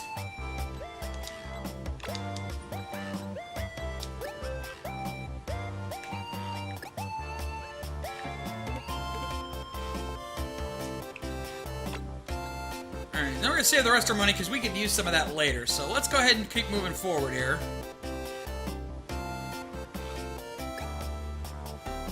Now, you can choose which episode to start with, but for now, let's do this first episode here, a Vulcan story.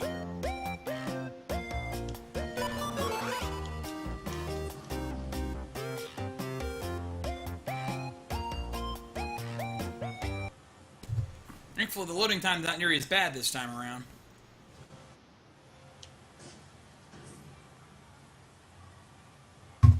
Unfortunately, DLBot, not that I know of. There's not been any kind of battleizer. It'll come within an update, I guess, between 6 months from now or something. Yeah, they're gonna have to add some DLC to this game because they don't have any, no battleizers. The only thing close to a 6 Ranger is a one-off cameo in one episode. Yeah, that's definitely gonna be something they're gonna have to add. Yeah, that seems kind of absent there for some reason.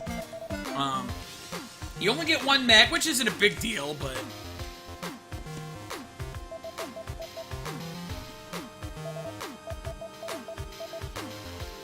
yeah, you'll get newer armors, you'll get upgrades to your armors and stuff like that, but nothing equivalent to a battleizer or anything like that.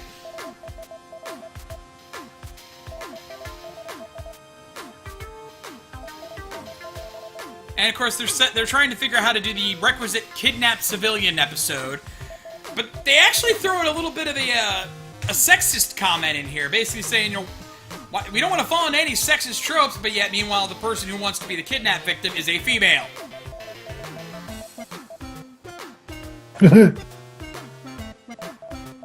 Commentary! Alright.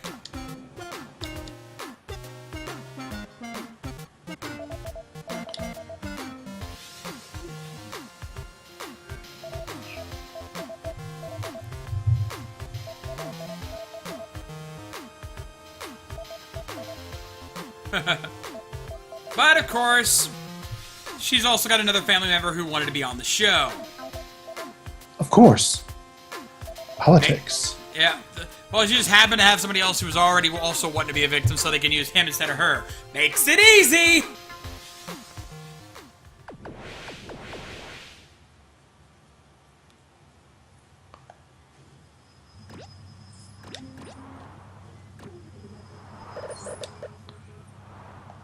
Now, I know the turtle-looking guy there looks different than the rest of the mooks, but he is technically a mook in this game. He's just an upgraded mook.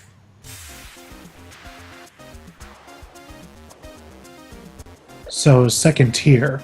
Basically.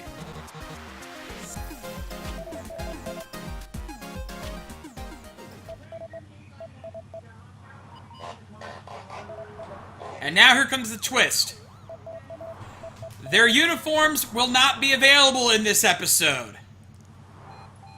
Ah, so they're just going to have to fight in their streetwear. They're going to have to stay in civilian mode this whole fight. You have... and which is a bitch because Ramirez... that means Ramirez cannot use his boost for acrobatics, which would be helpful for this particular scene. And I'm sure the reason is just as convoluted as it would be in any other sort of toku. Obviously, yeah. The director's instructions is you have to get to the kidnapped victim within a short amount of time. Which again, if we had Ramirez morphed, his acrobatics boost would be helpful in doing that. But that means that it'd be too easy doing that. Yeah, you have to reach the guy before defeating all the enemies, and you have to do it within 3 turns, which, thank God they actually want us to not fight everybody before getting to him. So, we're gonna move Ramirez up here. and set him up as our acrobatic launcher.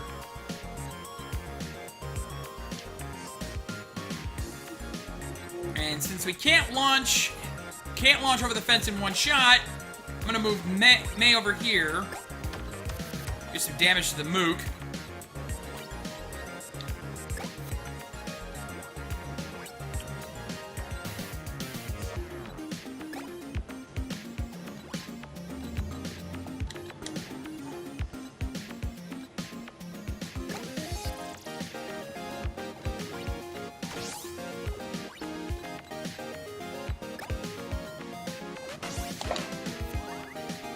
And then we'll use these guys. Boom!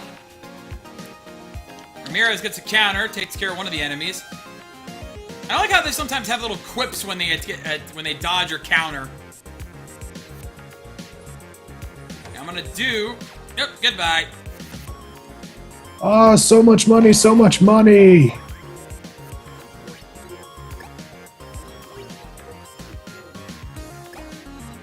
I did not even know that was gonna happen. I just fought a sentinel. Nice. Now we're gonna launch May over the bridge, and boom! That ends that one. Now we can finish the job. Good. Oh, you bastard. Had it dodge.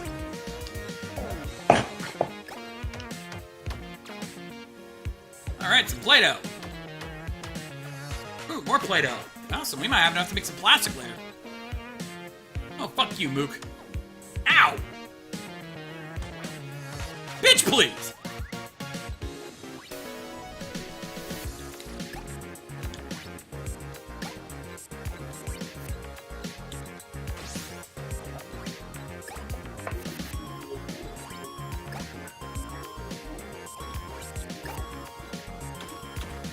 Ooh, critical hit.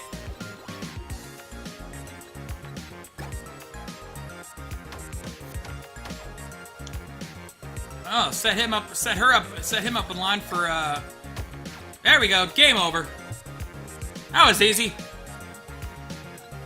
Yeah, not every episode's gonna be a super long one. Sometimes they're gonna be short like this, which I'm not complaining about. Though, don't expect too many of these. But John, there's one question I've been meaning to ask. Yosh. What's the point of the gold bricks? Are they just a completion bonus thing? There are some unlockables that you can get with the gold bricks. Again, check the inside of the shield helicarrier. I think that will tell you what you can get with it. All right. I know the ultimate reward is indeed a completion bonus, but that's about it.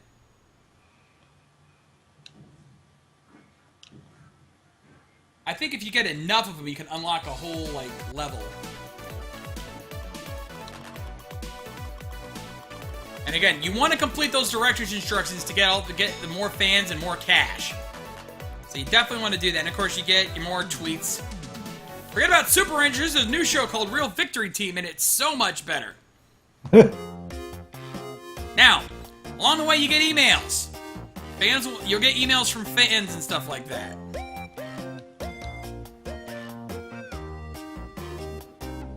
And we get our first one from one of our backers, one of the Kickstarter backers. Mom, when is this game ever releasing? Stop posting food pictures on Facebook. Release the game. And sometimes you'll have an automatic reply that you'll send, and sometimes you'll get a choice on how to reply, and your choices can make a difference.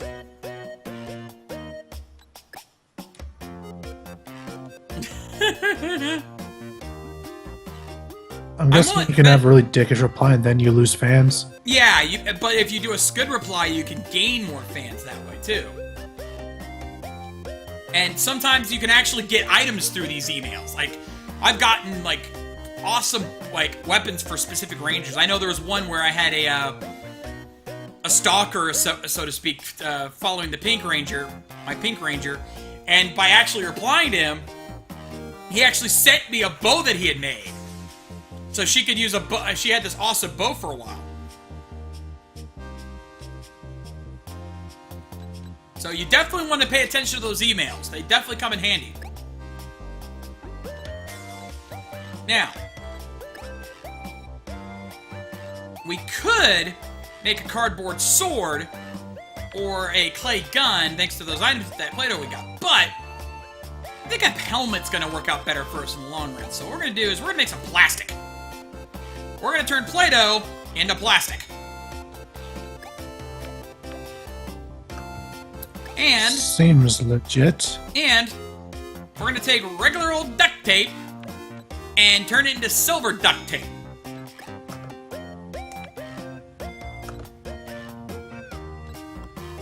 Now we have a bucket helmet. Ooh, that's a good one too. It gives us some extra attack along with the 12 health. Let's see.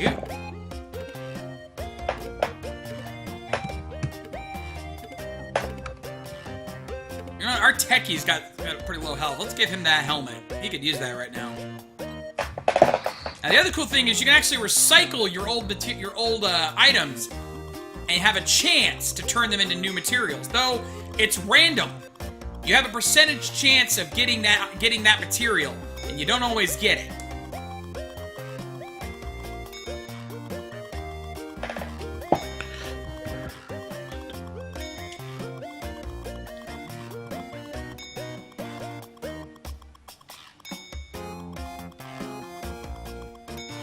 Which can be a real bitch if you're trying to get specific crafting items, and even though you have a 50-50 shot, you don't get anything on that run. It pisses me off. So it's borderline pointless. Well, it's not entirely pointless. You can get a lot of good material out of it. It's just sometimes you'll roll and none of the entire run you get nothing. You waste the item recycling it, and it pisses me off. It does piss me off a few times. Yeah, hence the borderline. Sometimes. Yeah. More often than not, you'll at least get one crafting material out of it, but it doesn't. Sometimes you'll get absolutely nothing and you'll just like, God damn it, give me something. Guess it all depends on the combination. It does. It does. All right, so let's see here. Let's see. I think we've got enough. We can make some more leather here. We got 2 more leathers we can make. Look at a couple more homemade suits. Ooh, good dodge. You know what? I think we're gonna give that to Kari. No, we're gonna give that to... Yeah, I think we're gonna give that to Fiona. And let's make one more. Let's see what we get out of this one. Ooh, boost to attack. I think I'm gonna give that to Ramirez because we need to get his. We want to keep his attack high. All right, and with that, let's move on to our next episode. This one's a 2-parter. Now we're gonna meet a jackass who doesn't want to use his correct costume. If it's good enough for Jason David Frank, it's good enough for you. No, okay, he doesn't want to use the costume they gave him. He basically is walking out in a barrel. Well, you know what? Freaking Scott McNeil was frozen on TV. You remember that, John? Mm-hmm. How can I forget? I mean, it was an anniversary episode. Yeah, Bob, I'm starting to see what you mean by the golden bricks. I'm at a building and I need 50 and I only have 41. So close! I know, I hate that. Oh, and listen to his excuse for it. I am a high-value stunt actor, and your silly costumes are beneath me.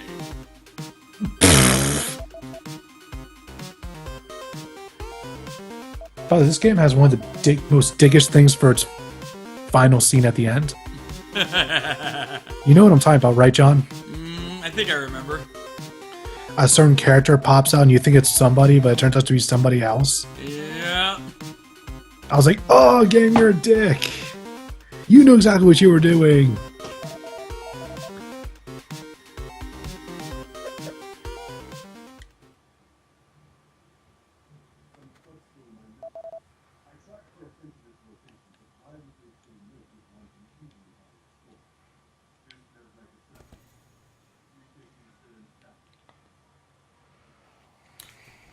Alright, time to record the episode out in the park. Now, they promised to let him use the teleport effect if he changed into the costume they gave him. So he shows up, and he's still wearing the fucking barrel.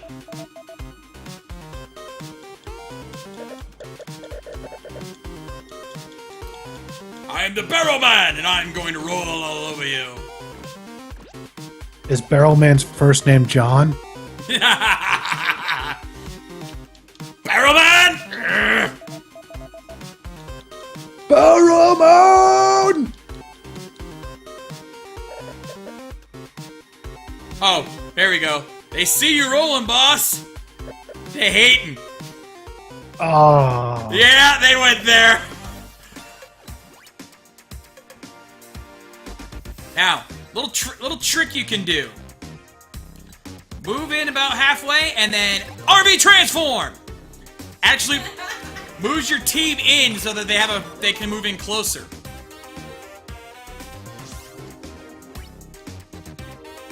And trust me, you want to get in close to these guys here, these bread crumblers, because they are shooters.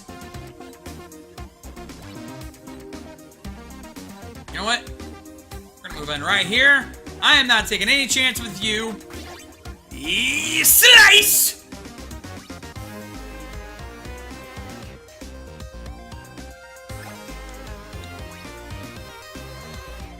Now, the other instruction is you have to hit him at least 3 times with the lead, so... Fire!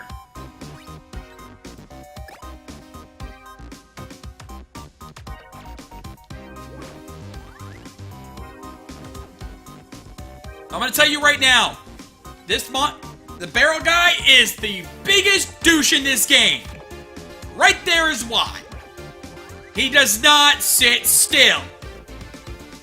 Ah, so he really is kind of a douche, just for his inability to cooperate. Yeah.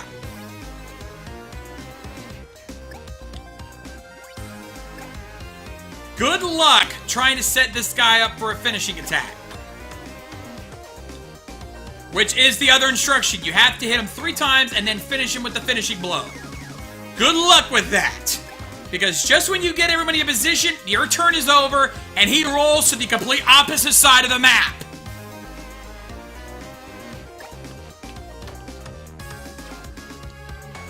So this episode is more or less just a huge time sink. Yes. If there's any episode that will piss you off, it is this one. And he can roll in all 8 directions. Dick. Massive dick. Your best bet is to use your eagle lasso, your Red Ranger's eagle lasso, because otherwise he will get away from you. And the worst part is, you have to hit him 3 times with your lead.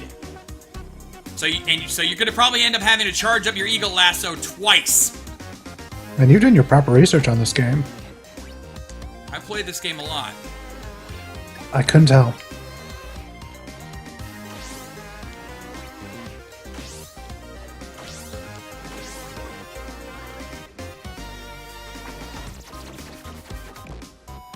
Let's see, what else could we think of for ideas for DLC for this game?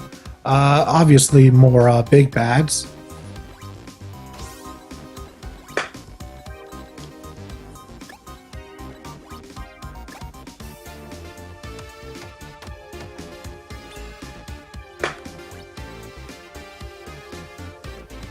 Alright, what I'm gonna do is I'm gonna create a line.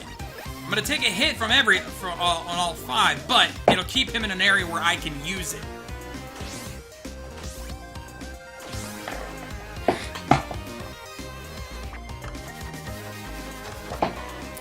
And of course, he sets himself up so far that there's no way my red's getting him in time. So I'm gonna trick him.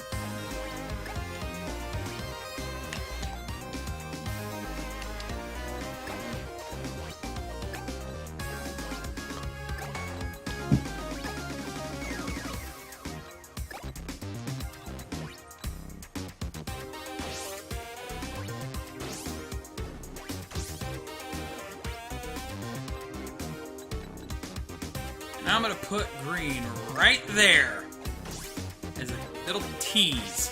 Let's see if he takes the bait. Yes, he will, right into my hands.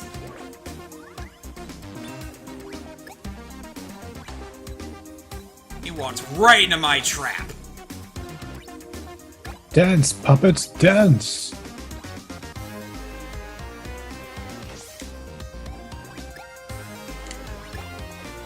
Set them up.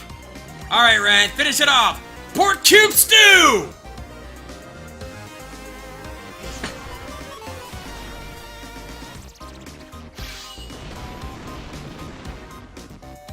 Game over.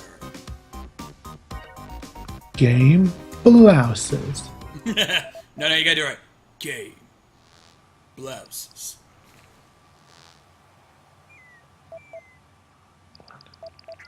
And of course, they're all admiring how awesome the explosion was.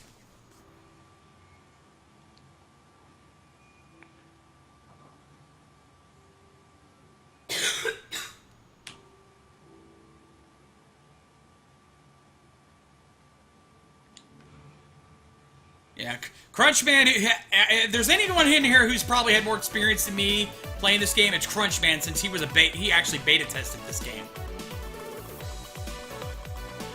So he can back up anything I'm telling you guys.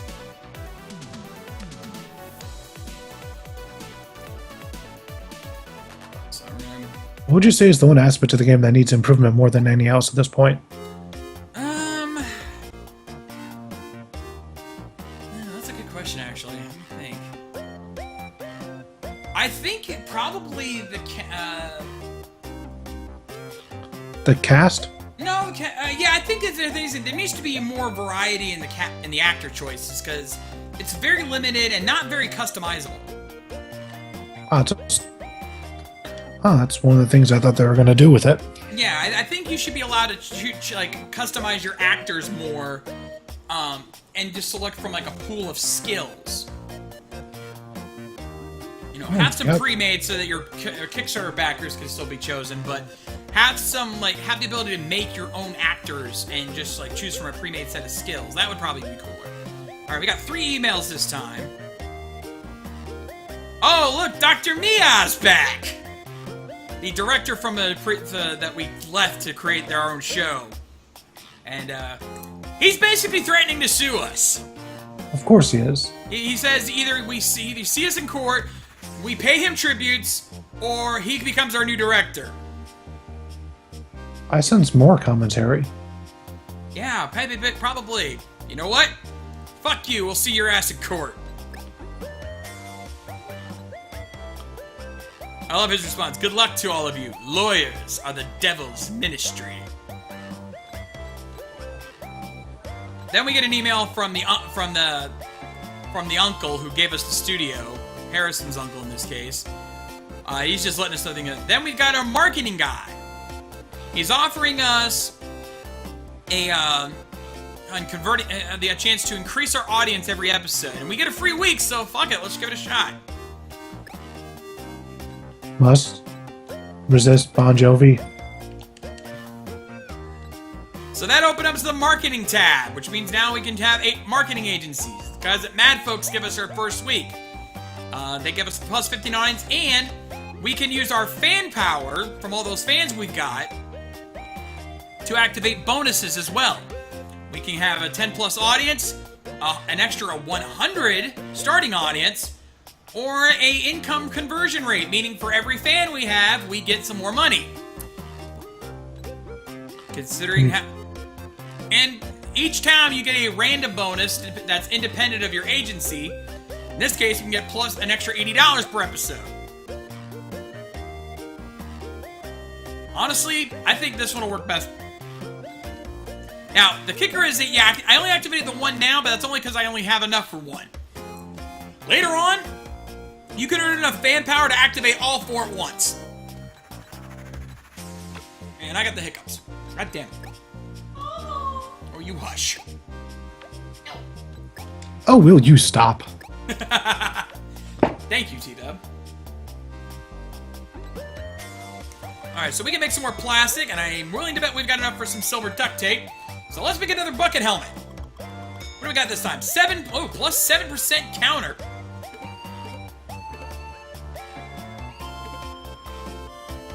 I'm gonna give that to Red. I'm gonna give that to Kara.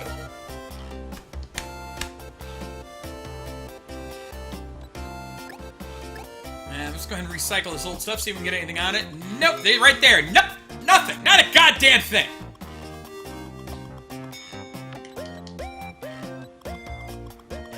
And I'll tell you this right now. The Play-Doh and plastic, that whole family of shit, is the hardest stuff to get. I always have a struggle getting those materials. I get freaking duct tape out the ass in this game. I never run out of duct tape. But I never, ever have enough Play-Doh or its later upgraded forms. You think your crew would be able just to buy the $2 stuff at the store? You would think, right? Well, you can't. There is technically a material store, but it's fucking useless. Huh. Cause I can. Oh, there we go. I think Play-Doh wouldn't be, a valuable resource. You would think it's a box for $200 and you get 5 materials, but it does. You never know but it's random. I've got enough, so I'll see if I can buy some here. Duct tape, Play-Doh, cot. That's what I get. Again, duct tape. You freaking shit duct tape in this game. You get so much. Alrighty then. Yeah, I know. Alright, not much else we can do here outside of that, so let's... God damn it! Oh no. So let's go ahead and move on here to fight the fatty alien.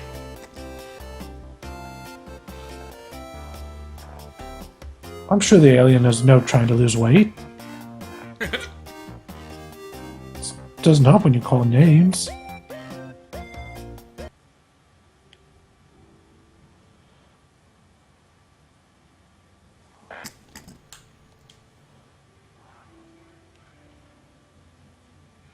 And now I have Ant-Man.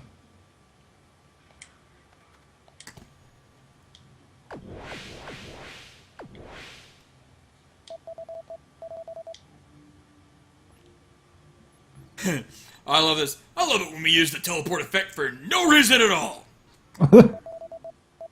Seems legit.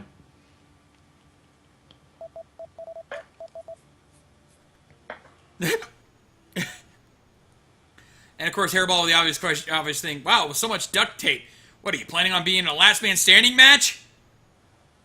I think I made that joke earlier. I'm pretty sure you did. Okay, so how are we supposed Duct to tape? get there? You serious?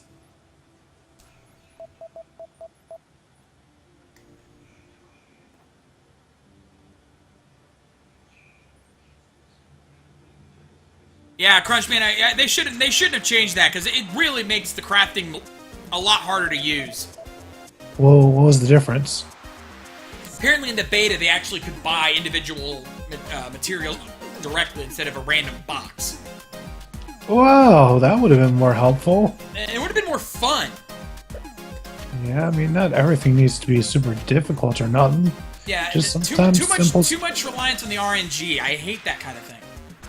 That's not too bad sometimes, but there are some places where it just does, that sort of gameplay mechanic just doesn't work. Yeah.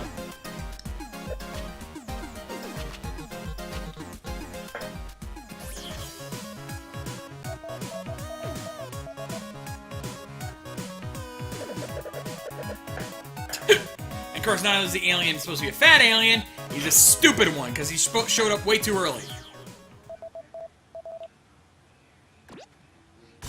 I gotta say, if this is a real show, I mean, what kind of crew are you running with? A cheap one. Like, this is like beyond Chroma level. This is what happens when you're on a shoestring budget. Alright, now, for this one, we have to use a team attack with 3 squad members in the same attack. And then, we have to defeat all of the breadcrumbers, which are the gun guys, in 4 turns, because of the setup for this. So, what I'm gonna do is I'm gonna set Ramirez up. We're gonna kill 2 birds with 1 stone here. Oh, Heimdall just Pond.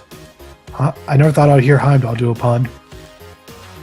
I was fighting Ice Giants. Oh, and he you said, son of a bitch! "Oh, what happened? What happened?"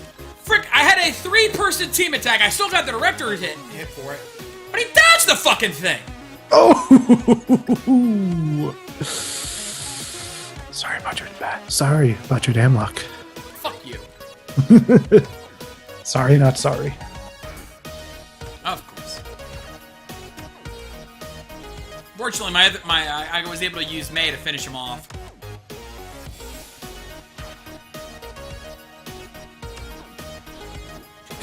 And while the other mooks are going to surround me, the 2 breadcrumbers are going to actually get away from me so they can shoot me.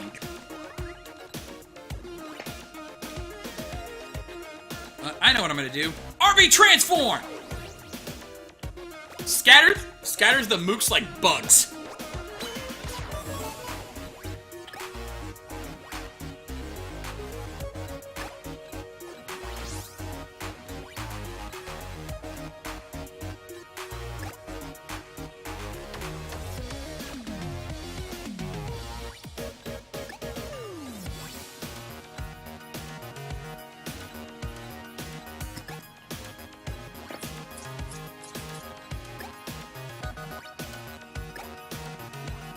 I'm not taking any chances with you.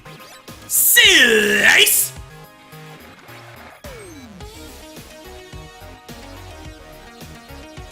Now, let's get you over here. Multi-shot!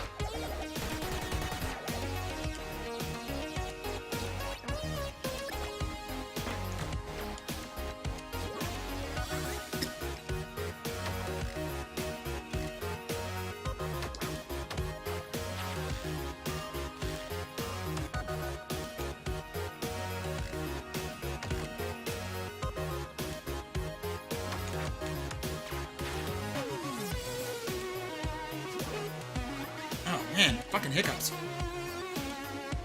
Might want to get that looked at. Oh, you bitch!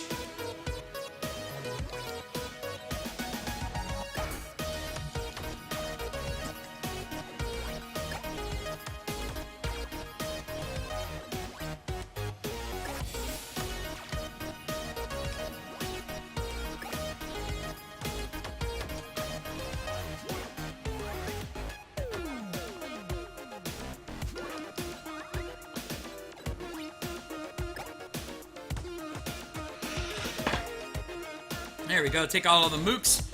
Both directors' instructions completed, and we move on. Hey, the way is blocked on both sides. Take my mooks, my comedy, my satire. And of course, our techie has to run off because he's got a dentist appointment. But our lead has a great idea. We'll just say he got kidnapped by the fat alien. Okay, go with that.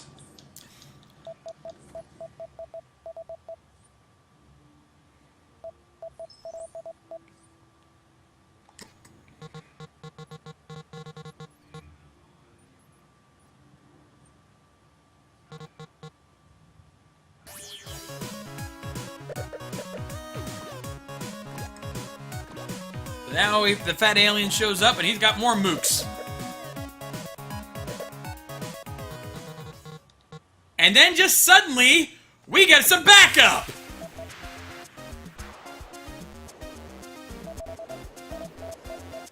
We get Galax Silver, the 6th Ranger of the Galax Rangers.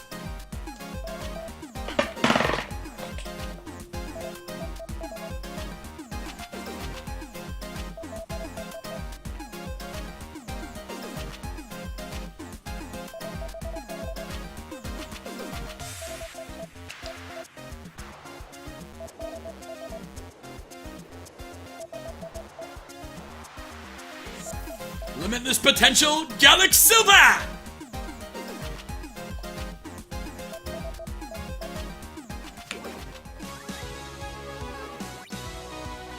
Alright, now we have a new instruction. We have to make sure we hit the boss every turn.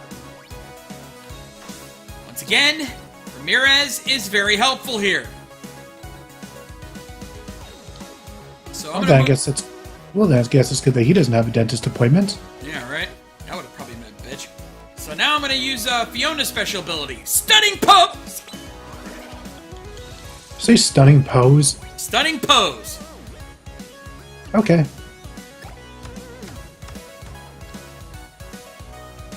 It stuns the mooks, and for regular enemy or for boss enemies, it dazes them, but they can still attack. But I think it like lowers their accuracy or something. Yeah, probably. I'm gonna take this opportunity to take out one of those breadcrumbers, since one of the goals here is to defeat the mooks before you finish off the boss.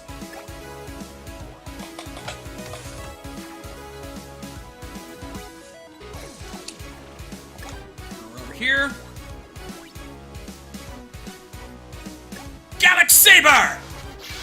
Yeah!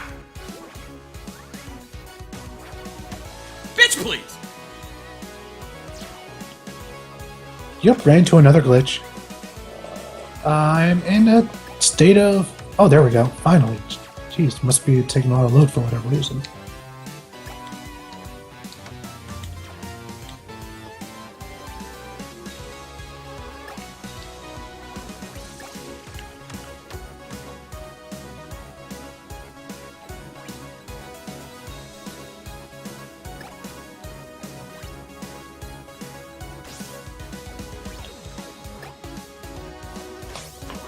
I'm gonna surround the bot so that he doesn't have more place to run.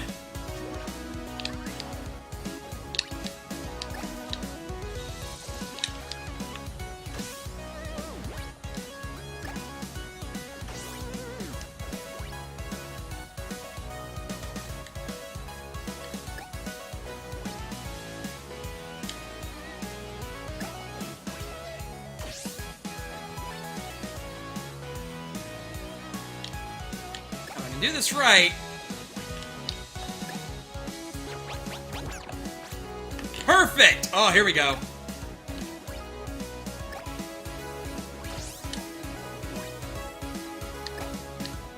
Pork cube stew! Now, of course, since I don't have my main guy in there, it doesn't give the full effect, but yeah, it's in the end it's the same.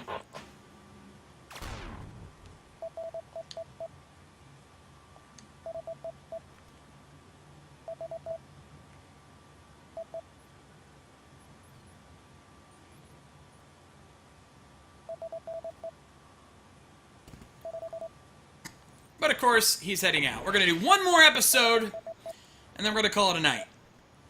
Sounds good. Mainly because it gives you the last little bit of thing that you need.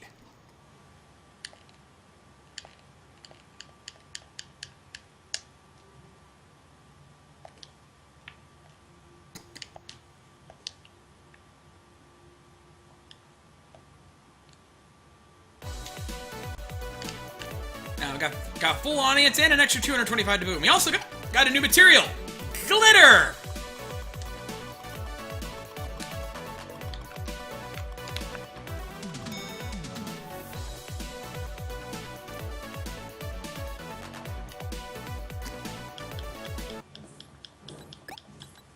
Got 2 new emails here. Got a fan email. If I were to join your team, could I pick my own color? And notice the name. It's from Keith. Unlimited power at henshinjustice.com. Oh, gee, who could that be? Yeah. A nod to Keith Justice over at Henshin Justice Unlimited. I know a guy who's in a video game. And then we've got one for with no subject. All it says is, be careful, you are in danger. Huh. I wonder what that's about.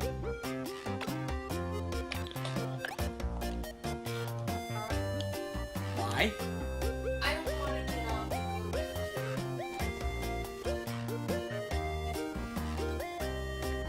Alright, since our marketing ran out, we can pick a new one. Right now, we probably could use some more fans right now. So what I'm going to do is I'm going to go with Social Date. Because it has more ways to get more fans per episode.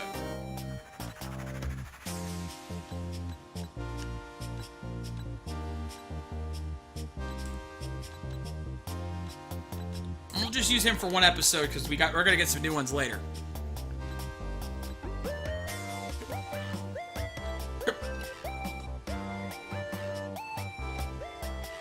I could activate the spam on Social Network, but we'd lose fans by that, so it would counterbalance the review on a niche website. Let's see what kind of crafting we can do here. Time to make another suit. Or another helmet. 6% dodge. You know what? Fiona could use that.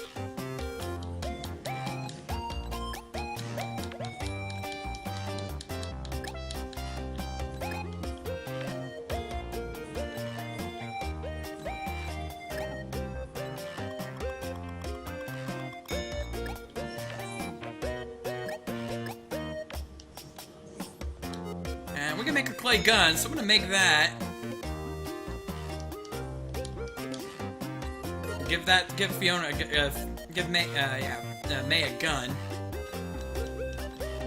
And let's go to our final episode, where we finally get a shot at that at our traffic wizard.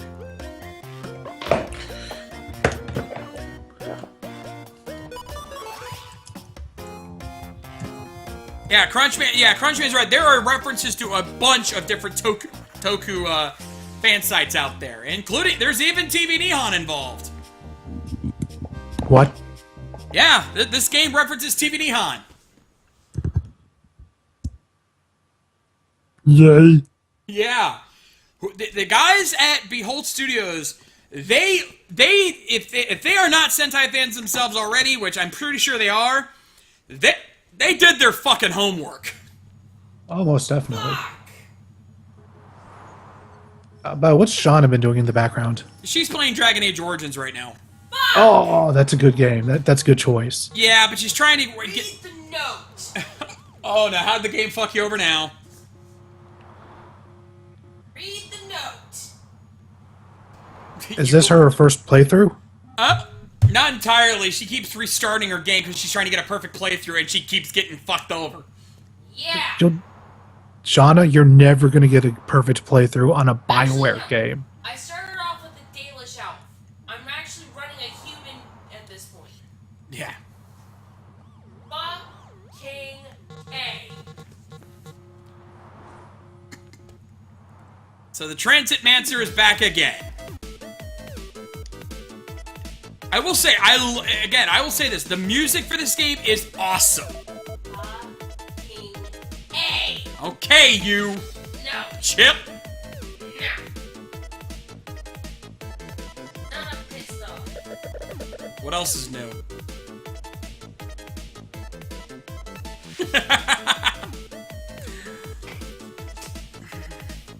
Hold on, guys. Ow! She just hit you, didn't she? What do you think? Ow! Okay, ow!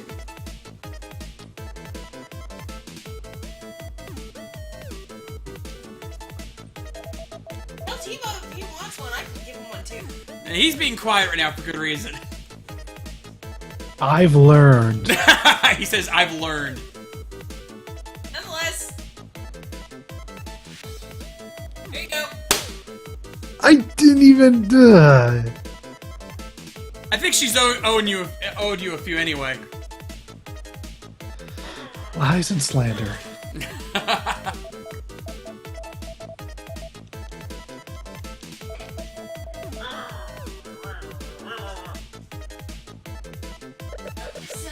Save. Wait, a save early, save often. Yep.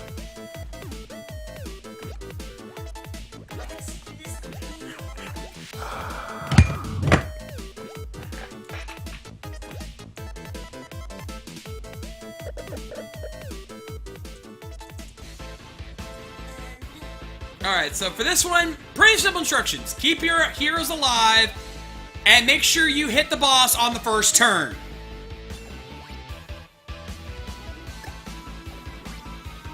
Again, set one of your guys up.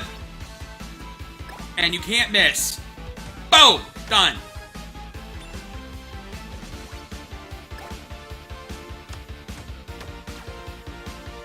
Now at this point, you can just start worrying about the mooks.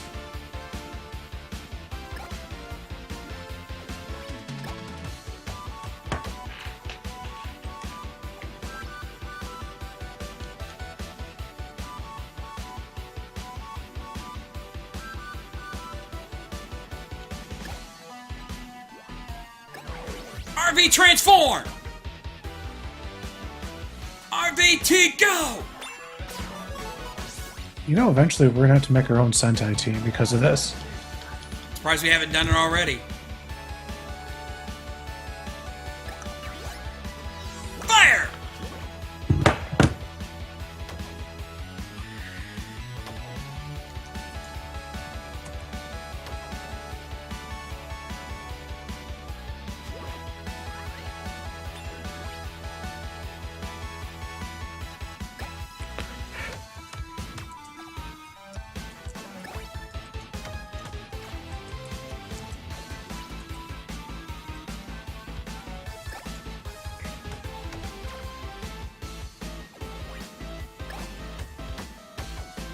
Now, the Transit Master is another one that can dick you over at times. Though he's not nearly as bad as the barrel guy.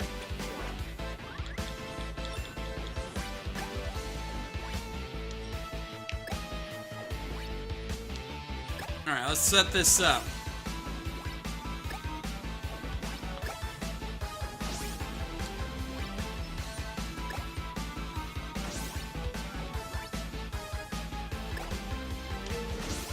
Now, I don't have to do this yet, but I like to be showy. Pork cube stew!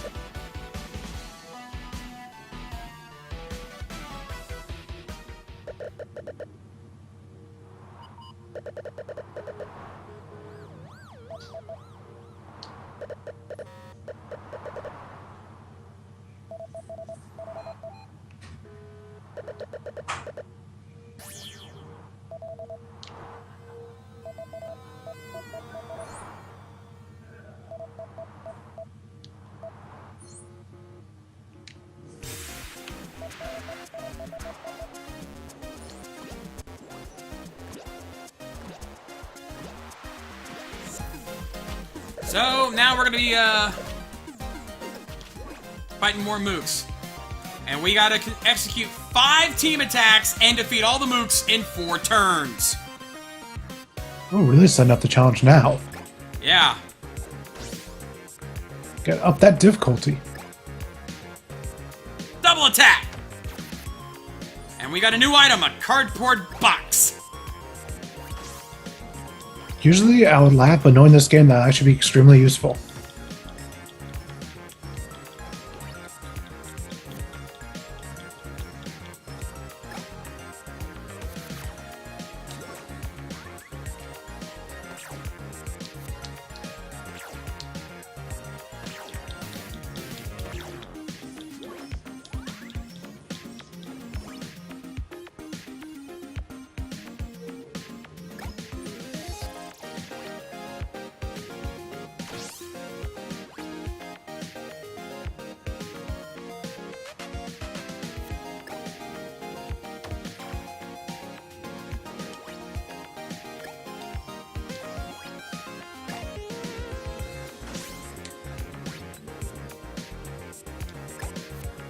So you're gonna attack this guy, do a double team attack. So that gives us 4, which means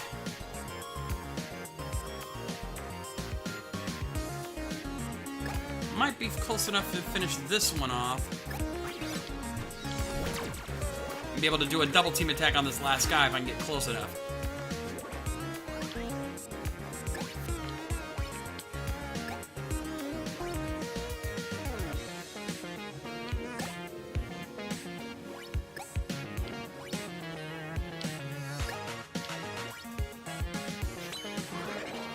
stunning pose, I might just be able to pull that off.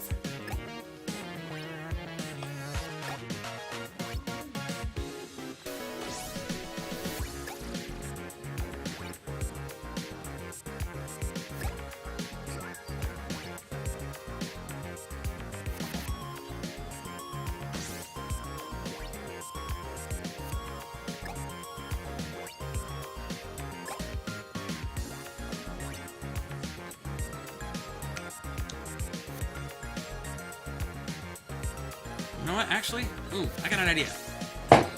Might be able to pull this off with a team attack with guns. Oh shit! Forgot I used hers. Damn it!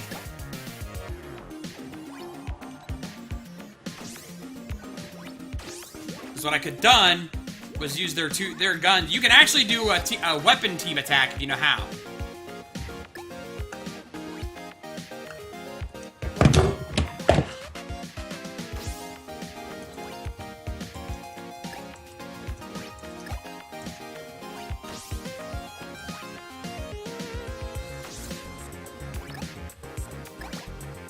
Quadruple attack! And that gets us our full director's instructions. We're doing good so far. Now we can head back to the base and learn some shit. Yeah, also, good tip from Crunchman here.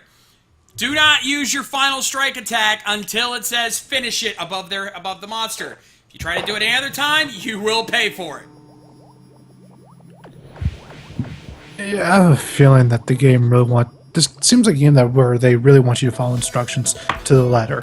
Not so much, but it does want you to try to, simulate the feel of an actual Sentai episode. That's kind of more what they're trying to get at.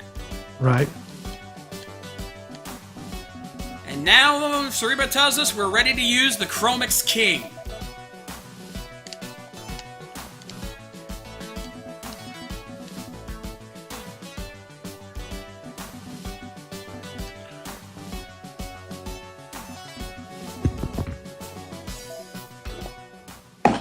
So we're going to do one last on-ground battle with the Transit Mancer, and then we're going to finally call in the big guy.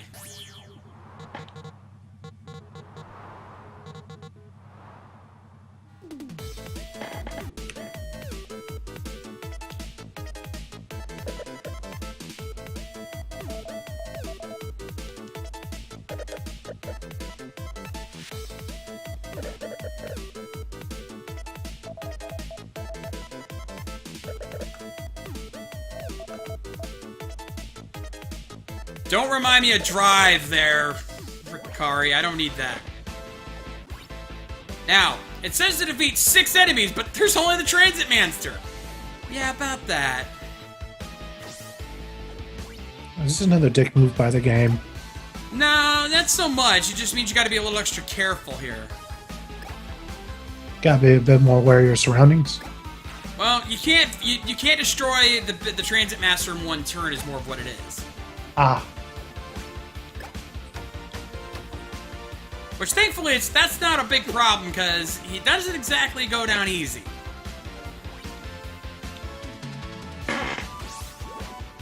Now the Transit Master is gonna make his first move.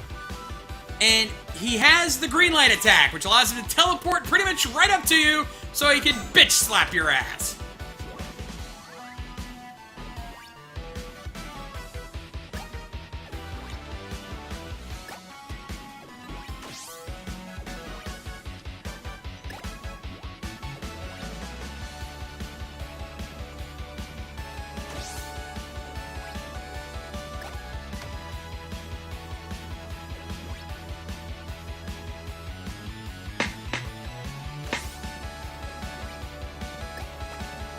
Now watch this.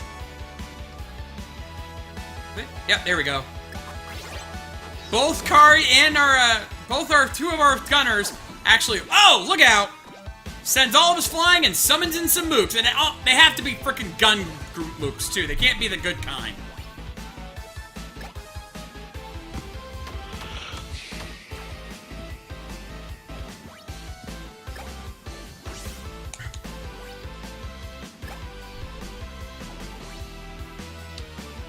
Can't get close enough. I should probably save my eagle lasso. I'm gonna regret this later because I don't have any gunners right now, thanks to frickin' Booyah! Ooh, got some silver duct tape dropped on that one.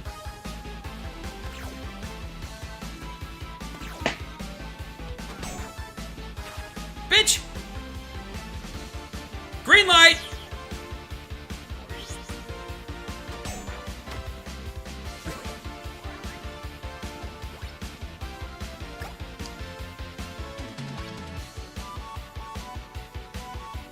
Stunning pose, even though that is a new shit to bosses. That's another thing I think I actually need to send a message on that, because the stunning pose, not only it's supposed to daze the bosses, but it doesn't do shit. So is that a glitch? I would say so, because they still attack, they can still move, they can do everything they could have done before they get dazed, so what's the fucking point? So it feels like you're just wasting a turn. Yeah, pretty much. Oh, that's the worst feeling. Yeah.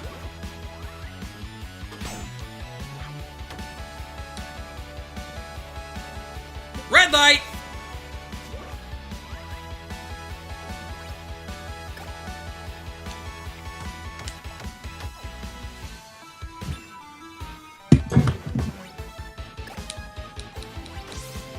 Okay, we've got 2 more mooks we gotta, make out, but I had to wait anyway. Oh! Oh, God, he sends me all the way back there. Jesus Christ. Most of it wouldn't be a problem, but Ramirez, my God, man, you're so fucking slow. So all power and no speed? Pretty much.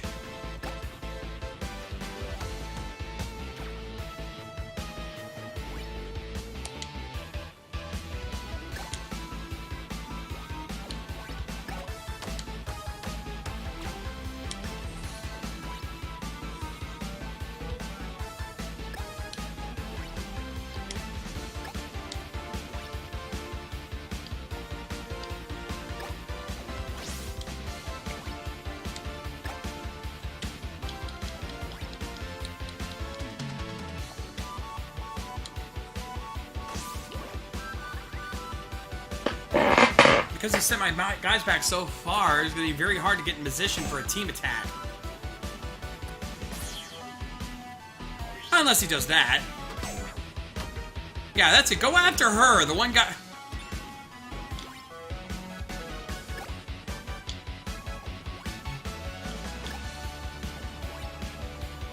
Yeah, you got my first Deadpool brick. Nice. Close enough to use the Eagle Lasso? Hell yeah. Eagle Lasso! Oh, that's perfect position.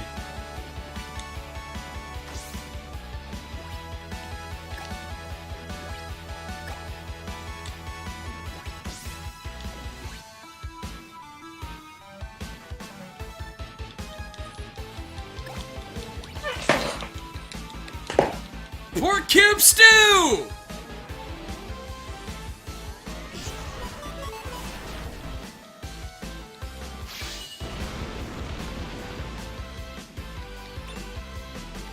Yeah, Crunchman, yeah, the dazes him, but it literally does nothing. Like, it doesn't do anything. They still can move as far as they ever did, and they can still attack. So what's the point of dazing him if it doesn't do shit?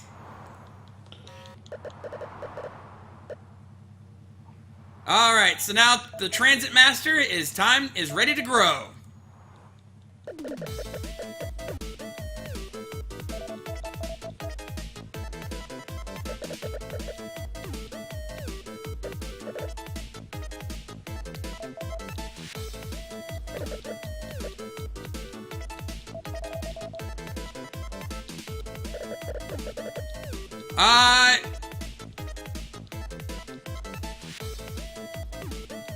Rick, no, unfortunately this is it. Right now, YouTube's the only place you can watch this show right now.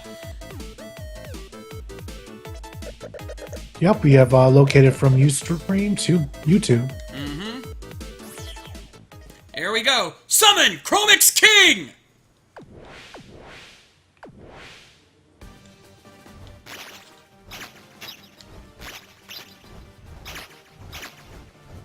One thing I do give credit to is that the mech, the colors of the mech will change depending on your team. Now, here's how mech combat works. You have attack and defense. Every time you attack, your combo builds, but you increase the chance of missing. Your opponent has several health bars. If you do enough damage, they'll be stunned and you'll reset. However, if you miss, he gets the chance to attack. You need to watch your combo meter. Each time you attack, you increase the chance of missing the second time around.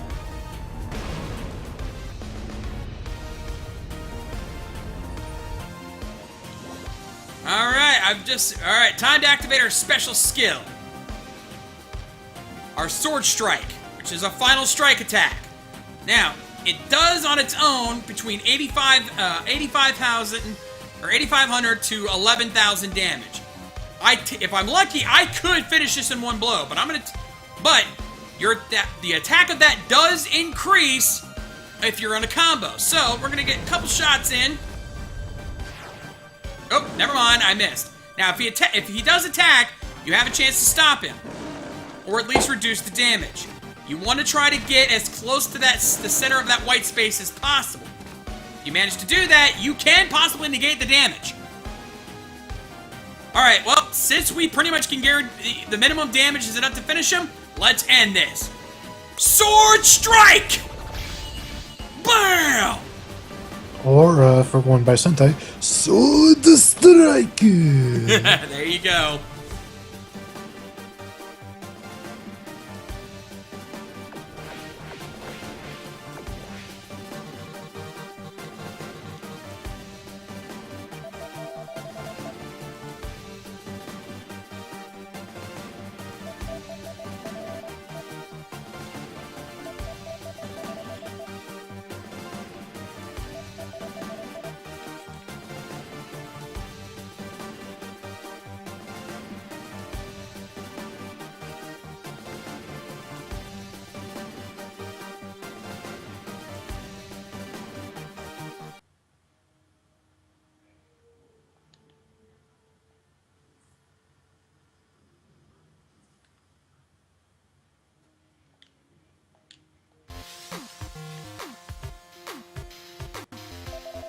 And now we talk about what happened in the lawsuit email we got earlier. Oh, geez, let's find out what comes of that. Yeah, it's just basically, reminding us of that little email and taking us to court. Hooray, still no repercussions. Yet. It's okay, we're the good guys, and nothing bad ever happens to the good guys, right? Pretty much.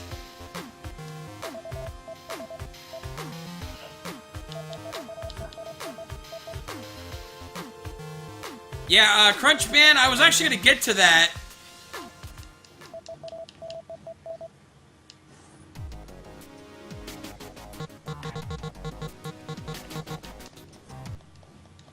And of course, things won't stay simple for long. Yeah, no spoilers, but yeah, that comes true in more ways than you think.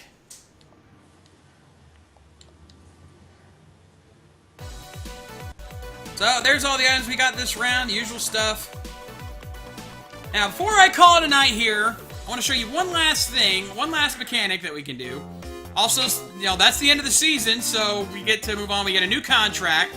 This time we have to record 5 other episodes plus a season finale.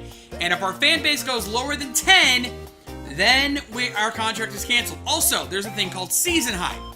During this next season, if one of our episodes fail, meaning we don't generate an audience, we'll lose twice as many fans as we would have. So that's... So no pressure. Yeah, no pressure, huh?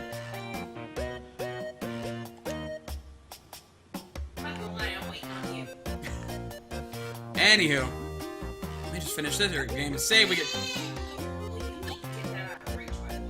I will. And here we are, mech customization. You can customize all 5 parts of the mech: the chest, both arms individually, and the legs and the head. And both arms and the chest all have different specials, including their own final strikes. The chest has the Chroma beam.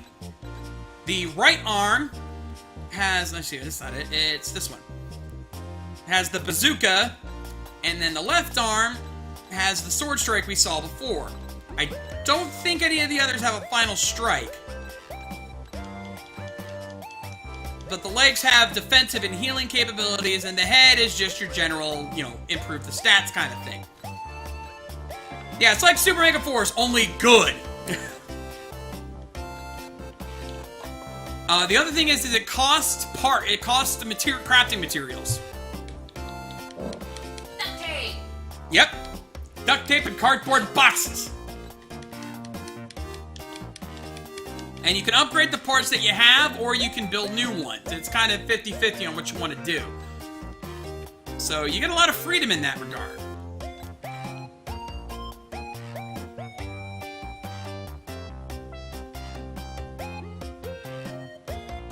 So this brings us basically to the end of Chroma Squad tonight, guys. I want to thank...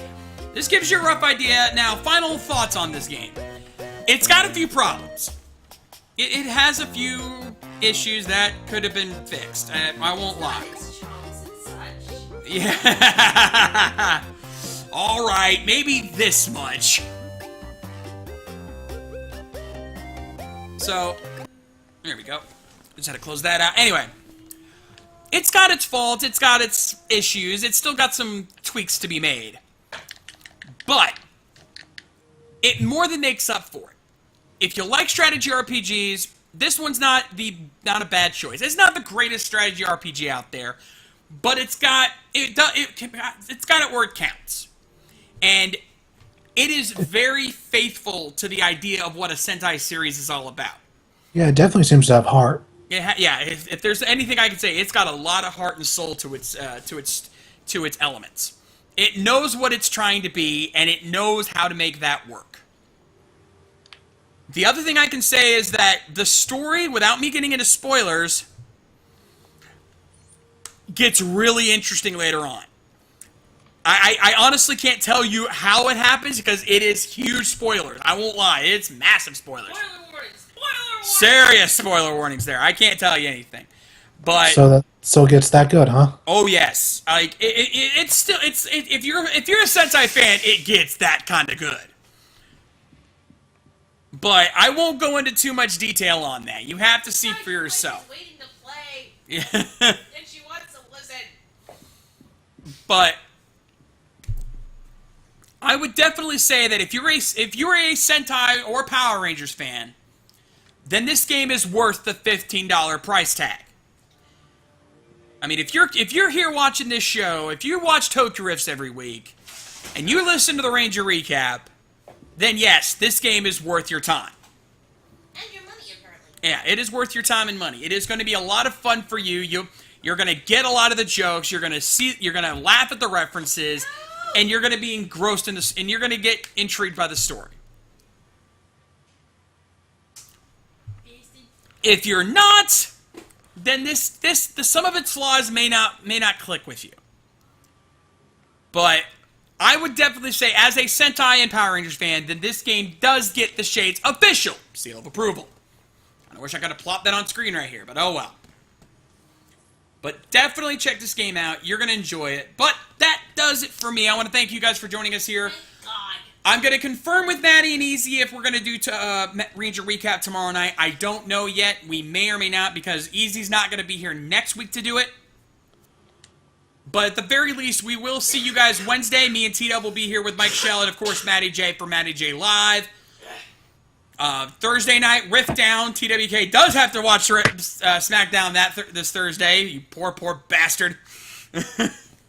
Well, it could be, or at least, SmackDown's only 2 hours, so, at least it's not 3 hours. Yeah, no fucking shit. Get on with it. Would you stop? No.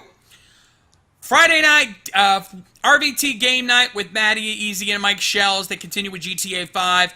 And, of course, Sunday, no Tokyo Rifts on Sunday because Easy's not going to be here to do it. I may have a stream for you guys Sunday. I don't know. If I do, I'll let you guys know. Follow me on Twitter at TheShadesAT, and I'll let you guys know. I'll also probably post something on the RVT Twitter at RVTOfficial. Yep, follow at TheShadesAT and at RVTOfficial for further details coming Sunday. Yes. So make sure you guys do that. And, of course, please subscribe to me on my Patreon. We definitely appreciate this, all the help I could get to continue doing all this awesome stuff for you guys. Patreon.com/theshades. Definitely do that. And I want to thank you guys so much for joining us here. Next Monday, of course, Rising Sun Podcast for your anime fix with the anime news of the week. And who knows what else. But that does it for me tonight here. I want to thank T-Dub for joining me. TWK, thank you so much, sir. Hey, always fun to be around here, and always good to provide color commentary wherever I can, and always give you some practice, because, you know, I'm never perfect. Might as well go ahead and plug your site, sir. You know, you can check out this guy's stuff. Yep, I got videos on radvideos.wordpress.com. That's the main site where I post my videos. You can find videos of me doing my reviews. I review pro wrestling video games, and I've even started to review some music. There you go. And on behalf of TWK, I want to say thank you guys for joining me. Follow me on here on YouTube as well so you can check out my videos. But until next time, I'm the Shades, and we'll see you then. Rock on!